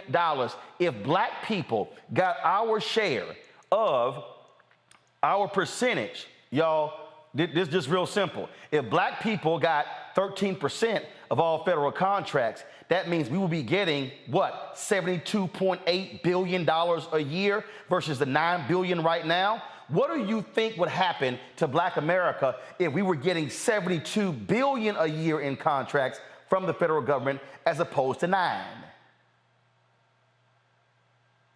But see, I'm gonna show y'all how we also think. And I'm gonna show y'all how we have to change our view. So here is the Macy's post I put on Instagram. This is the Macy's post I put on Instagram. It has been liked 493 times. It has generated 84 comments. That's really interesting. Let me find the post. Boom. Here it is. Here is the post I made on May 14th, a week ago, about Fox canceling our kind of people. 5,123 likes. 2,137 comments. So a post about the money gets 493 likes. A post about a show, a post about us getting real money in real life gets 493 comments, 493 likes, 84 comments. But a post about a fictitious show of rich black people. A post of, let me roll that back. A post about black people getting paid in real time, for real money, got 493 likes and 84 comments. But a post about a fictitious TV show about rich black people got 10 times as many likes and got, I'm trying to do real fast math here, 40 times more comments.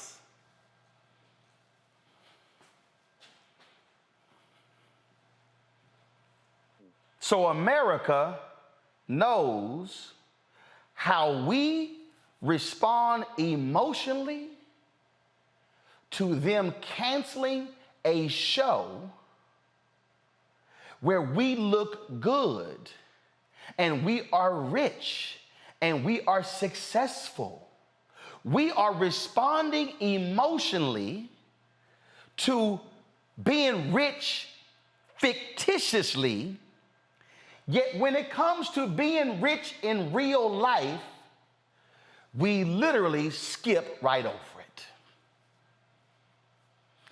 And that right there, Julian, economist, explains where is some stuff we can't always talk about what white folks are doing. We got to have a real conversation amongst ourselves about our financial priorities and whether or not we really are trying to secure the bag or we only want to secure it in the fictitious dream world. That to me is a fundamental problem with where we are mentally as a people. You know what I will say, Roland? You know, one of my two favorite words. We'll talk about the triumph of predatory capitalism, especially around these dresses. I'm going to tell my sorors and the others, don't buy this mess. If you cannot find a soror who is a seamstress who can make you a red dress or a blue dress or a pink dress or whatever other color dress you want to make, do not buy this crap. First, never mind. Okay, I'm going to be nice. But that stuff from Casper is cheap stuff, number one. But the $89 dress, they spent $20 on fabric. Maybe even 10, and the seamstress who was in some Asian country got another 10. They rake it into profits. When these things don't sell, they're going to sell it for half off. I mean, I'm just outraged at the notion that they're pimping our sororities like this, but also that sisters are going to fall for it. But even more than that, as you say, the clothing and the philanthropy is just the tip of the iceberg. The little $1 million, that's chump change to Macy's, and they think they're doing something. If they said $10 million for each sorority for DREF, the Delta Research and Education Foundation, for the AK's Foundation, for scholarships, for internships, or some stuff like that, I might be impressed. This is nothing more than appealing to our spending nature. We spend too much money. We buy too much. We feel good, we buy some. We feel bad, we buy some. Get a new man, got to get new clothes for the new man. Dude leave you, got to get new clothes to cheer yourself up. You know, I mean, get a new job, you need new clothes for the new job. Lose your job, you got to get clothes because you need casual clothes because you're unemployed and you can't wear your suits. You know, they are appealing to our consumerism, but it's predatory capitalism at best, extracting surplus value. Everything you ran down from the advertising, the event planners, all that is correct, but none of these corporations have the mindset to empower Black people, and the Black people inside, this little sister, bless her soul, but basically she's feathering her nest. I got a great idea. Let's pimp my sorority. This is one time when I'm happy to see Delta Sigma Theta not listed first, but third after the Zetas and the AKs. I'm happy to see us listed third. And I'm telling my sorors again, you have a soror who has a caterer, who has a sewing business, and if everybody want to wear the same color red, go buy 2 bolts of fabric at the fabric store and get somebody to make your clothes. That's how you empower Black people. Roland, when y'all sent me I had to lay down in my office for 30 seconds. Somebody came and said, Doc, what you doing? I said, lay it down because I can't stand up to this. This is craziness. But what it is, again, it's the triumph of predatory capitalism that we fall for every time. There are going to be some sorors who are going to say, oh, yeah, we're going to go get our Delta dresses at Macy's. Don't you do it, y'all. Let Macy's lose some money on this and understand how they approach Black women, Black communities, our stuff. You know, you got to be round up, but I'm not you, so I'm not going to talk for 30 minutes about this, but I could. It just totally ticks me off. I'm a Congo, and I got Fit Live Win coming up next, so my guest, just please hold 1 second. But I'm a Congo. I need people to understand. I'm not even saying don't shop. What I am saying is you should be asking economic demand when somebody is trying to appeal to you to shop. Now, some of y'all may be sitting here looking at me telling me, oh, man, okay, that's, I mean, I hear you. But do understand, y'all, this ain't just me. This ain't just me. This is March 3rd, 1967. This is what our brother, Reverend Dr. Martin Luther King Jr. said. Now, the other thing we'll have to do, let me go ahead and let me see if I can, I thought I had this connected. Let me connect it. Y'all, this is literally the night before he gets assassinated. Dr. King said this on April 3rd, 1968, knowing full well I'm gonna be saying this on May 21st, 2022. He literally says, now the other thing we'll have to do is this: always anchor our external direct action with the power of economic withdrawal. Now, we are poor people individually. We are poor when you compare us with white society in America. We are poor. Never stop and forget that collectively, that means all of us together, collectively, we are richer than all the nations in the world, with the exception of 9. Did you ever think about that? After you leave the United States, Soviet Russia, Great Britain, West Germany, France, and I could name the others, the Negro collectively is richer than most nations of the world. What he is saying is Delta Sigma Theta, AKAs, Zetas, and Sigma Gamma Rhos are collectively richer than one individual in a sorority. We have an annual income of more than $30 billion a year, which is more than all of the exports of the United States and more than the national budget of Canada. Did you know that? That's the power right there if we know how to pool it. He says we don't have to argue with anybody. We don't have to curse and go around acting bad with our words. We don't need any bricks and bottles. We don't need any Molotov cocktails. We just need to go around to these stores and to these massive industries in our country and say, quote, God sent us by here to say to you that you're not treating his children right. And we've come by here to ask you to make the first item on your agenda fair treatment where God's children are concerned. Now, if you are not prepared to do that, we do have an agenda that we must follow. And our agenda calls for withdrawing economic support for you. That's literally what he says, y'all. And what he's talking about is, and he goes on to say that again, that if there are people who choose not to do business with us, and when he say business, he wasn't talking about folk simply letting us buy stuff. He was talking about actually putting money in banks. Y'all think I'm lying. Going back to the speech, this is what he says in here. He says, we've got to strengthen black institutions. I call upon you to take your money out of the banks downtown, Wells Fargo, Bank of America, and deposit your money in Tri-State Bank. We want a bank-in movement in Memphis. So go by the Savings and Loan Association. I'm not asking you to do something we don't do ourselves. He said SCLC put their money in a black bank. He said take out your insurance. We want to have an insurance in. Quote, now these are some practical things we can do. We begin the process of building a greater economic base. And at the same time, we're putting pressure where it really hurts. I ask you to follow through here. Last line on Congo, I ask you to follow through here. All I'm doing is following through on what King actually said in his speech on April 3rd, 1968. I'm not saying boycott Macy's. What I am saying to Macy's is what I want you to announce with the same vigor what your black-owned media spend. I want you to announce what you're doing for black law firms, black PR firms, black catering firms, black transportation companies, black event planners, just like you did for the announcement. I want the black people working for Macy's who have corporate jobs be putting pressure on Macy's saying, what is going to be your economic reciprocity with black America? I want the black board member, y'all pull it up right now, find out who's black on the board of Macy's, to be saying the same thing. I'm saying I ain't just trying to have a spend conversation where we spend.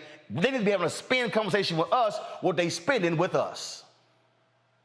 Period, bottom line. And the whole theme of this show tonight, for me, Roland, has been sophistication. Whether we're talking politically, whether we're talking about how we challenge the police, white extremism, and now with the economic parts. Look, I believe that one of the reasons Dr. King was primarily assassinated was because of this economic stance on issues. People talk about Vietnam and so on and so forth, but he spoke to this, and this is why they only play the I Have a Dream part of the speech every single year, This was the real truth. And too many of us get caught up in seeing these little trickles. It's like trickle down economics, almost speaking, with these corporations who promised over $50 billion. And to date, almost about $250 million has gone out after the quote unquote summer of racial reckoning. We need to be more sophisticated. You talked about you talked about media, you talked about clothing. I was waiting for you to get to sneakers, man, and all of the money we put in as it relates to that as well.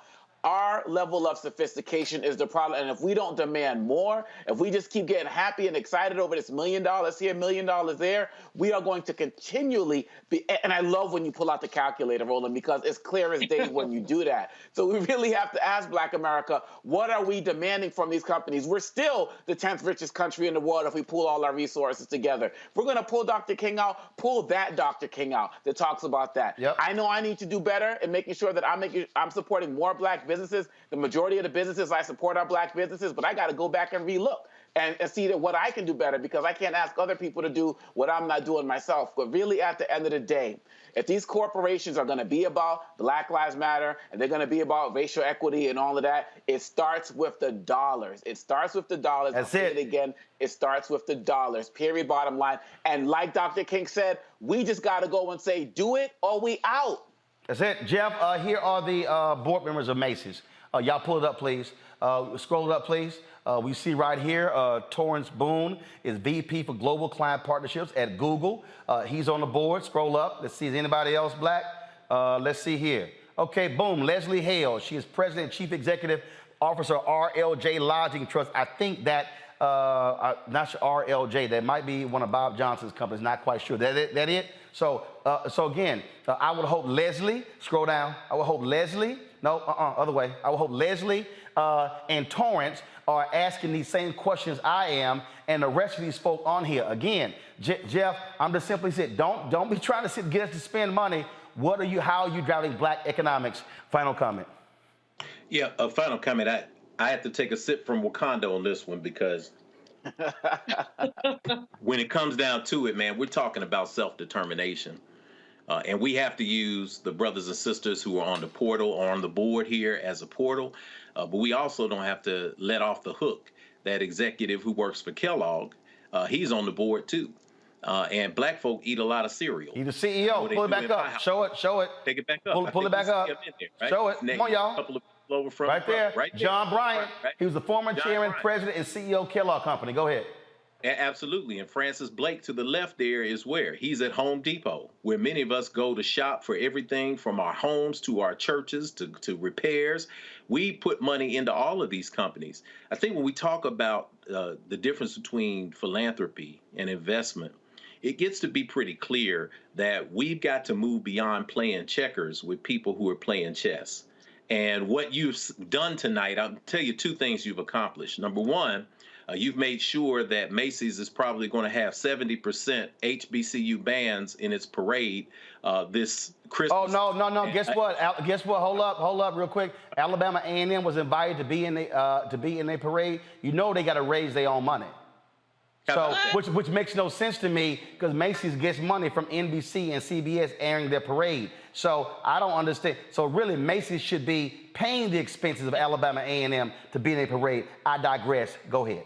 But what you've done, though, think about this. What you're pointing out, this is the importance of Black-owned media. We're not talking about somebody who is a Black operator, because in absence of Black-owned media, when there's criticism from the fringe like this, then what they do is they pour money into Black-operated shows as opposed to Black media. But now that Black Star is here, now that we're having this conversation here with what I call the Bishop of Black Media, one of our leading economic minds in the world, Dr. Malvo, one of our leading intersectional, artistic, and creative and historical thinkers, Dr. Omekongo, and me just trying to sit from a Wakanda mug to hang on with you all. When we're in this space, though, we are putting the spotlight clearly on the real issue. And the real issue is this.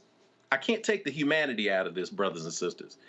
The reality is most people act up, whether they're children in a store, whether they're people in corporate America, whether they're people in politics. We act up when we're not being seen.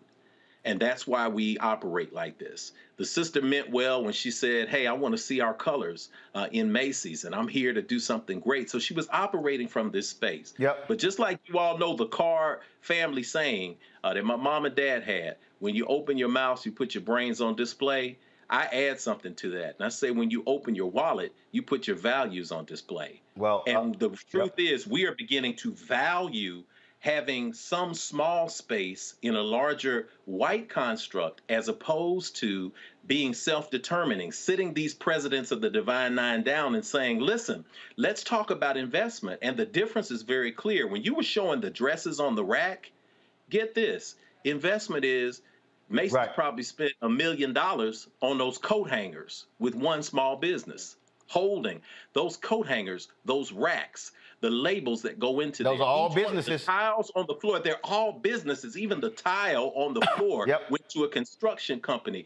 What we're talking about tonight is don't give us $1 million that's going to be distributed to a foundation that's not going to empower people. I tell you what, you give us the contract for the floor design. You give us the contract for the coat hangers. You give us the contract for the media. You give us the contract for installing the lights. That's how you empower Black communities. And until we do that, we're going to continue to be behind because Macy's is going to Mace. And Macy is not required to invest in a dairy factory as long as they keep getting the milk for free.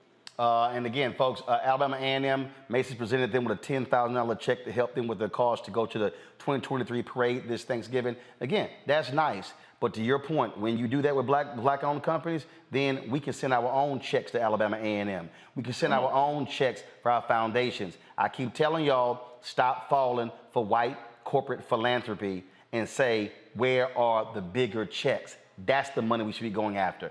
Got to go to break. When we come back, we're going to talk about the importance in our Live Win segment, mental health for Black America. You're watching Roland Martin Unfiltered on the Black Star Network. Where's our money? Because I'm not satisfied.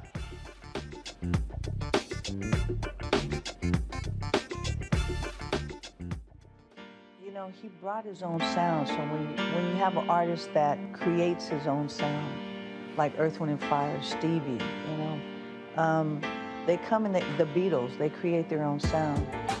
He kept reinventing himself. He wasn't afraid to change instrumentations or not use drums or not use bass or use the Lynn machine or use real drums or use, you know, pots and pans. It didn't matter. It's just like he wasn't afraid to, the sound was different every time he did an album, completely different, you know? And the things that he wrote about, it was things that he felt he needed to speak about. So a lot of honesty, you know, whether he would admit to it or not, there was a lot of honesty and a lot of things that were real to him. When he gave, you know, I think for me, he is my favorite, my #1 favorite guitar player in the world. He was. He played with, I mean, and especially I loved me playing drums with him, he and I playing together. When I played drums, it was a whole nother thing. And I just think that he reached people in a way as an artist that he reached you because he was, again, honest in a way that he said it a million times, but he wasn't trying to write the next Purple Rain. That was already what it was. Right. I can write that. That was that one time thing, but it's never going to happen again. So why would I write that again? Then it's not special anymore.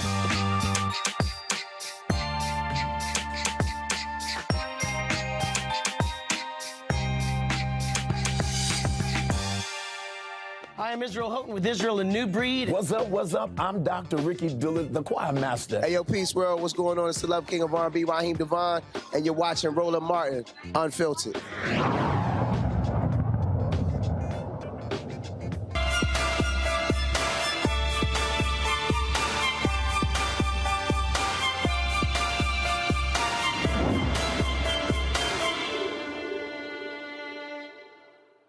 Black men are conditioned to being strong, which usually means showing emotions is not a, quote, manly thing to do. An organization is doing what it can to break the stigma that asking for help is a sign of weakness. With the 384 therapists and coaches directory, Therapy for Black Men has already provided $30,000 worth of free therapy. Vladimir and Benjamin Kaleksi founders for Therapy for Black Men, join us from Brooklyn, New York. I hope I pronounced that correct. Glad to have y'all here. Okay, so you know what? Here's one thing that's a trip. Me and Dr. Steve Perry and I were talking about this here. A lot of times when I'm at Essence or some other place, I might be taking pictures and it's a young brother and he ain't smiling. And I'm like, dog, it's a photo. And there's this hard look. And Steve Perry said the same thing. He said, look, how the hell we are conditioning black boys at 7 and 8 literally don't even smile in photos. So this idea of being hard, men don't do that. I'm like, y'all, it's a photo. That sort of mentality contributes to this whole psyche, if you will, of black men. Keep it all in. And then, of course, then we ended up dying early and having all kinds of other stuff because, frankly, we don't share anything or talk to anybody. Absolutely. I agree with that 100%. The fact is that we, at a young age, basically are told that we should not emote, not to express our feelings. We know that we've been habituated to do that, and men are starting to find that suppressing that in terms of their emotions is not something that's healthy. So these tropes of man up, handle your business, just do your thing, when keeping it bottled inside are things that are not going to really be conducive to you to being healthy. So a lot of the men are starting to see that they need to reach out elsewhere outside of their family dynamic or friend circle to speak to a therapist to be able to unpack those wounds, that trauma that they're experiencing in a healthy way. And this is why the practitioners are so helpful in terms of when they're able to sit with someone and they can share what their story is, and this person can give them, or therapist can give them some input in terms of what that is in their life, give them the vocabulary, the verbiage to be able to express themselves. So that's important. Where did y'all, what led to this? What was the tipping point? Well, I mean, as a black man, Roland, like we go to the barbershop, right? And we know that in the black community, the barber is the de facto therapist, so to speak. And I was kind of just polling, asking friends and asking other patrons in the barbershop that I frequent if they would be interested in going to therapy. And collectively, the men kind of shot it down. They were like, no, I'm not interested. But when I would catch those same guys individually by themselves, they kind of would be more open to it, saying like, I would sit down with someone. I've been doing this my way, and I'm looking to change certain things in my life. I'm sick and tired of kind of being sick and tired. So, go ahead.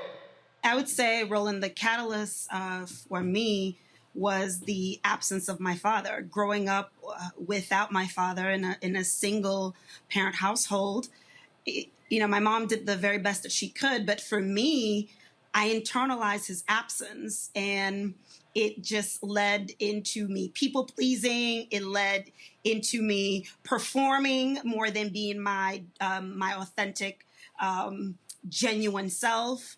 And it wasn't until doing my own inner work I realized it's not that my identity has nothing to do with his absence.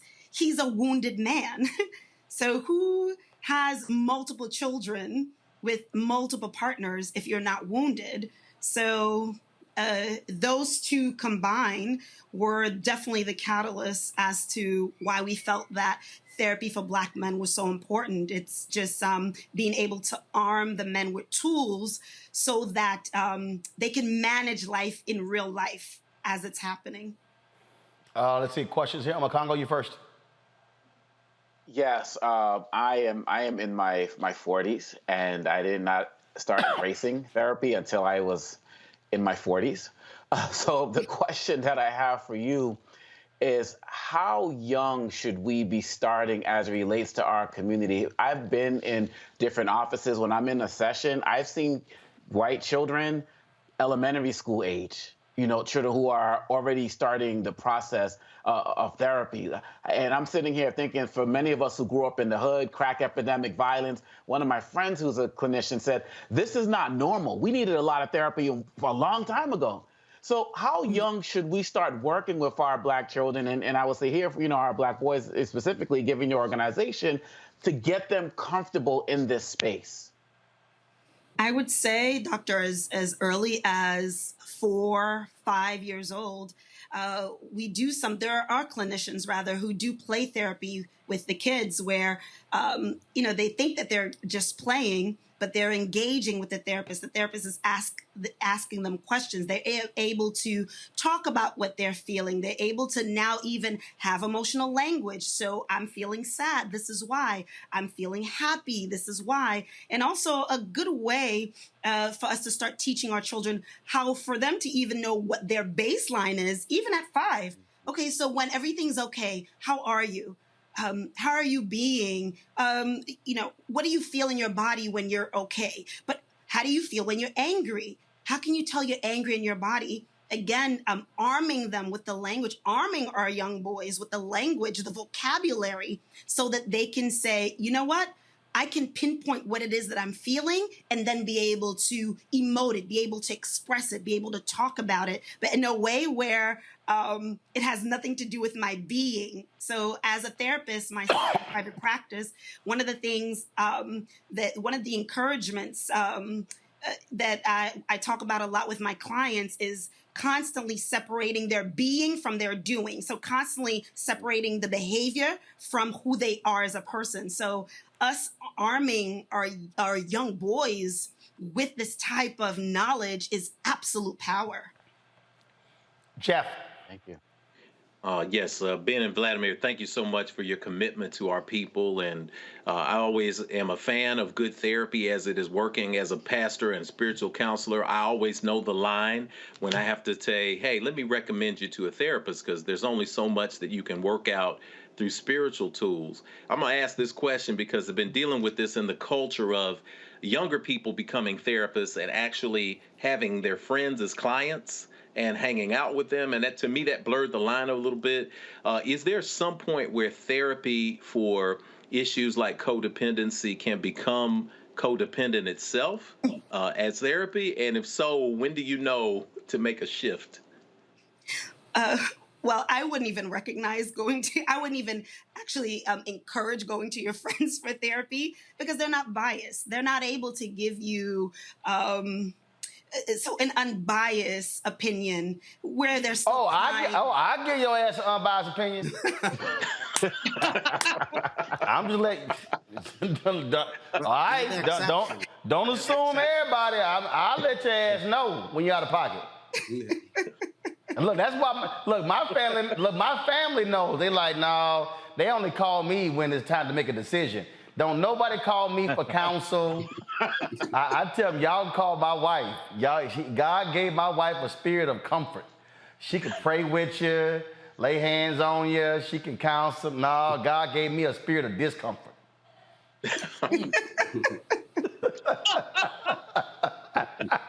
Go ahead.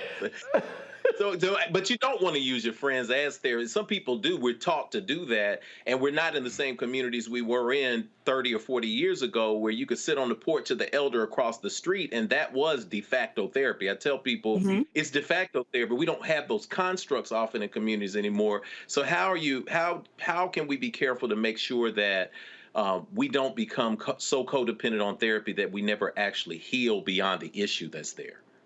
Well, I think one of the things on why, other than outside of your friend circle, it's important to have a therapist is in the sense that a lot of things that are discussed is confidential.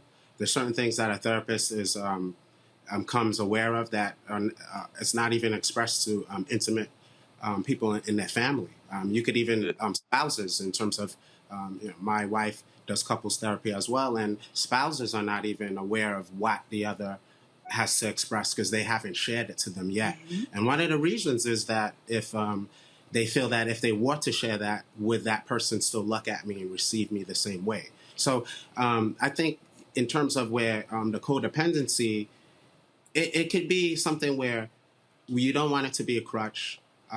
Ultimately, I think once you get to a certain point that you have come to feel that you're comfortable, it's better that you're able to practice the tools that you're equipped with in therapy in real time to use them in life, right? So if you are seeing someone and you've been going bi-weekly or every week, maybe you can scale that back a little bit, and now you're going monthly until this person is ready to be comfortable of being and making these decisions on their own. Because a lot of times with the therapist is that they hold on to stuff waiting to see that therapist for that time they're scheduled to meet. But we know that although you have a therapy session every Monday at 2, life goes on outside. Your life happens outside. You know, that therapy session is one where obviously it's a safe place for you to be able to open up, a safe place for you to be able to fall, but your life does continue outside of that therapy session. Awesome. Thank you. All right, so if folks want to be able to reach you, they're looking for some assistance, where do they go? What do they do?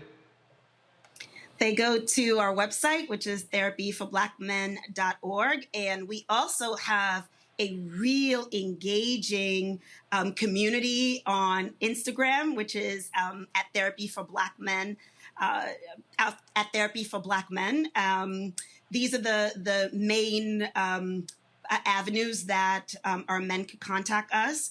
And just wanted to share, though, Roland, what's been really wonderful about this community, this platform, this movement, if you will, that men are seeking support. They are not ashamed to ask for help. They are actually really engaged. They're honest about what's happening, and they are looking for tools. And I love to say real time because that's when it most matters. They're looking for tools so they can be able to navigate situations in real time. And Benjamin and I are really grateful and really proud of our organization for this platform, because we have this thing that we believe that our actions impact 7 generations over. So we're really excited about impacting our men, our boys, impacting 7 generations over. Yeah. And in addition to that, and having a chance to sit down with our men prior to them going through our financial assistance program, a lot of what's shared is that they've come to this point where they need to make a decision. They need to really make a change in their life. They want to unpack their wounds and do it in a healthy way. And they're a little bit hesitant initially, but I have no choice now to really to make this decision, because I want to be able to move on. I want to grow personally. I want to grow professionally. I want to be a better father. So these are the things in terms of when men are at the crossroads where ultimately we weren't pushing this. It's no longer taboo. It's something that we're trying to really brush back the stigma, but the culture at competent care, where you can sit down with someone who you can relate to, whether it's a male or a female, to be able to discuss something that's on your mind and not feel judged. And that's what's really important about that. All right, then. Well, look, we certainly appreciate the work that y'all are doing. Thank you so very much, and hope people tap into the resource. Thank you. Thank you for having us. All right, we appreciate it. Thanks a lot. All right, folks, that is it for us. I want to thank Makongo, Julian, and Jeff for being on today's show. And I certainly hope people take into account what we laid out. Our goal with this show is very simple: is to give you the information, the knowledge that you need. I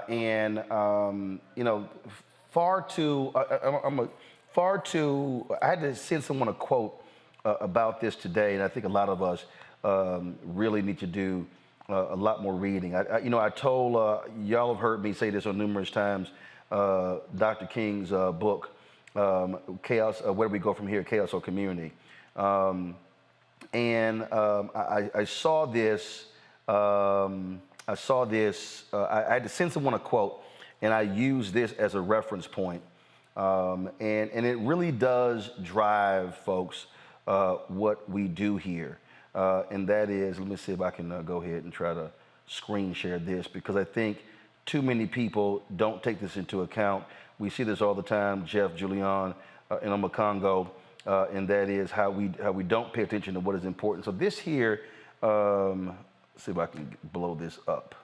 So in the book, this is what he wrote, and I tore these highlighters up going through this, because some of y'all may be saying, well, man, you were talking about the Divine Nine, you were talking about black groups and all sort of stuff. Well, this is literally what King writes in 1967, y'all.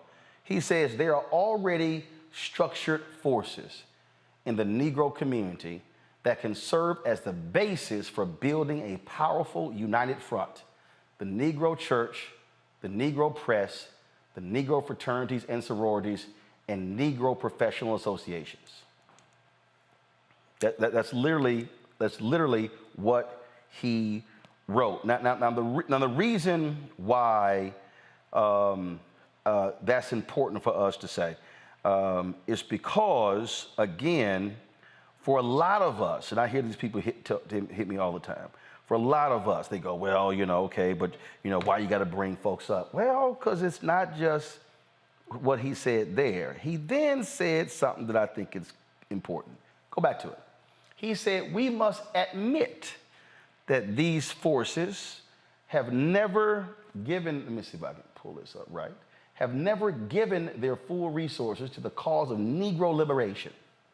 There are still too many Negro churches that are so absorbed in a future good over yonder that they condition their members to adjust to the present evils over here. Too many Negro newspapers have veered away from their traditional role as protest organs agitating for social change and have turned to the sensational and the conservative in place of the substantive and the militant. He says too many Negro social and professional groups have degenerated into snobbishness and a preoccupation with frivolities and trivial activity. But the failures of the past must not be an excuse for the inaction of the present and the future. These groups must be mobilized and motivated. I want to emphasize, don't go back, I want to emphasize right there. The failures of the past must not be an excuse for the inaction of the present and the future. So if y'all want to understand why Julianne does what she does and Omakongo does what he does and what Jeff does what he does and what we do on this show, why we want their voices on this show, is that last line there, that we can't get caught up on what folk did or did not do in 1967, 1968, and 68 and beyond. What we can control is what we do today. We can control what we impart, how we mobilize, how we empower folks today. And this is the final comment for the show. So this is that, Julianne. I'm gonna get each one of you before we go. That is why we have to keep doing what we are doing.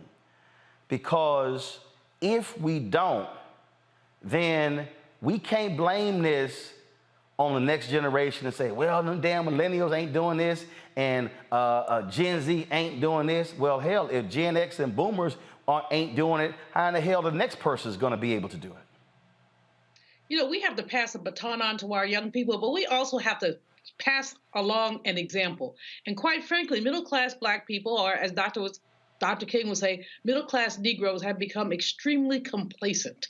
I remember the president of Delta Sigma Theta sorority, Lillian P. Bimbo, years ago wrote a piece in Ebony talking about giving the dance. And what she talked about is how people were so focused on having a dance that you spend $600 to raise $700. Really, all that frivolity, extra activity, why not just give the money to the scholarship? Now, I know we like to hang out, we like to party, me too, and that's not the problem. The problem is when we let the party become the purpose as opposed to partying with a purpose. And as Dr. King and so many others have said, basically, if you show me your checkbook, I will tell you what you're about. If you say you're for your sorority, but you only wrote your dues check and never gave any money to your foundation, you lying. If you say you're about Black liberation, but you never gave Reverend Barber or Reverend Jackson or some of these other people money, you lying. If you say you care about scholarship in the next generation, but there's not a young person that's seen a quarter from you, you are lying. And so we have to become truth tellers, and that means being extraordinarily self-critical, which I fear that too many of us lack the capacity to be. Omakongo. I believe it was a rapper named Paris a couple of decades ago who said in his song, Martin Luther King did a lot for us, but today it's cool to play the back of the bus, right? And I just think about all of the things that we're able to do that our ancestors could not do. because of the way the system was stacked against them, going back from slavery up through Jim Crow, civil rights movement, and all of the sacrifices that they made. And we've been not given, we fought and earned all of these freedoms. And some of us are just throwing it away. Some of us are just too willing to be part of whatever this thing called an establishment thing is, that we're turning our backs on our own culture. And I believe that our ancestors still would have fought just as hard for us to have these freedoms, but with the freedom comes a certain responsibility. There's nothing that I'm doing now that I created, right? In terms of everything I enjoy today, somebody fought for me. So right now, I'm trying to figure out, what are people gonna say 20 years from now, 70 years from now, 100 years from now, that I did today that is going to help make their community better and their life better in our Black community. And that's what I'm focused on. And we owe that to the people who fought before us, who could not even see the things that we've enjoyed. Black president, Black vice president, the rights that we've gained. And we have to do more to honor them so that the generations coming after us can have even more than we had. And we have to honor our ancestors by doing it. That's the least we can do. Jeff. As we end this, Roland, I think that when we talk about conversations like this, it brings up a lot of emotion and it brings up a lot of anger. But I want to remind people that anger is just as valuable as love, as rage. It motivates you to do something, but that we are working out of a space of love. I love that the therapist couple talked about 7 generations. There's a indigenous concept, a Lakota tradition, that every action we take affects the ancestors 7 generations previous and the future people 7 generations in the future. So what we do is stimulate ourselves, we educate ourselves so that we can operate from a space of love. To close, I'll just leave you another quote that Dr. King said in Where Do We Go From Here, Chaos or Community, because it's timeless. And he said that power at its best is love implementing the demands of justice. Justice at its best is love correcting everything that stands against love. We're going to do this, and we're going to win. Indeed, indeed. All right, folks, I tell you all the time, we make a point of being transparent and being clear in terms of what we do and what we say and how things are. And that's important because when you give and support this show, y'all, you know, we were sitting here working on our project earlier for getting ready to go to Essence Festival, the broadcast that we're going to be doing there and all those different things. And again, it's important for you to understand why we do what we do. Why? Well, look, y'all might be folks like, man, you going hard against companies like Macy's. Well, again, if you ain't spending money on advertising, then how are we able to build capacity and be able to grow? And so a lot of y'all really stepped up and made it possible for us to be able to do great work, for us to travel and do the things that we do. And so, let's see, Jane and Sydney, come here. So, yeah, come here. Come here. So yeah, remember we told y'all about interns. So 2 of our 4 interns, a couple of folks had to step away, so we got 2. Come on. Stop, it's right, my show. So look, I'm paying y'all, get out here, come on. So y'all might remember, so Sydney was the North Carolina A&T student who had an internship with Black News Channel when they shut down. We stepped in and provided the paid internship. Sydney, wave. Okay, so both started today. Jana is a student. Tell everybody where you are, Morgan State? Yes. All right, so she's at Morgan State. I hit up Jackie Jones and Dwayne Wickham, and so they started today. They didn't know they were going to be on the camera, so I do this all the time, so don't worry about it. So y'all will be all right. So I throw curveballs all the time. And so when y'all gave for us to do what we do for our interns, it made it possible for them to be here, so they'll be here for the next 10 weeks. So trust me, we're going to be putting them to work big time. And so glad that they are here. And so now y'all see, so when y'all trying to figure out, some of y'all out there, y'all saying, oh my goodness, we don't just show you equipment, we also show you people. And so when you support Roland Martin Unfiltered and the Black Star Network, your dollars make it possible for them to be able to have paid internships here on the show. So we glad to have y'all here. And so good first day? Okay, y'all thinking another choice? What are they gonna say, no? Good. Glad to have y'all here. And so, okay, y'all go back in the control room. All right, so but y'all should have seen Jana's face. She's like, did he call us out here? I'm like, sure did. And so, folks, we want y'all to sit here and support us in what we do. Yes, to HBCU students who are here, when you contribute to our Bring the Fuck fan club, your dollars make that possible. And so please do so by sending your checks and money orders. Nope, the other one. Sending your check and money orders to P.O. Box 57196, 57196, Washington, D.C., 20037-0196. Cash App. Some of y'all have given during the show. I'm going to give y'all a shout out. I appreciate that. And let me go ahead and do that now. Let's see here. June Spence has given during the show. Y'all give right now. If y'all give on YouTube, we only give 55 cents on every dollar. So give to us direct. So let me thank June Spence, Sophia Newton, Walter Johnson, Anita Parham, Leah. They all gave during the show. Cash App is $RM Unfiltered. PayPal is R Martin Unfiltered. Venmo is RM Unfiltered.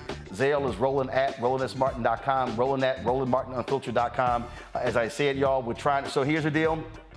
We're looking for 2 more students. We prefer HBCU students. We go to RolandMartinUnfiltered.com. We posted the description on the website. If you know an HBCU student who is in the Virginia, Maryland, or Washington, D.C. area, we don't provide housing, but if they live elsewhere and they can stay somewhere here, that's fine. Y'all can send their resume to jobs@RolandSMartin.com. Is that it, Carol? That it? Jobs, J-O-B. Y'all, don't email me. See, that's the first deal. Can you read instructions? Don't email me. Send to jobs, J-O-B-S, @RolandSMartin.com. Again, we have 2 positions open right now for 2 paid interns to join Jane and Sydney, 10-week paid internships. And so send the resume to jobs, J-O-B-S, @RolandSMartin.com. Can't say nobody tried. We have those available. They're already funded. A donor, a major figure in entertainment stepped up and to help pay for our interns. Your dollars as well made that possible. And so please hit us up.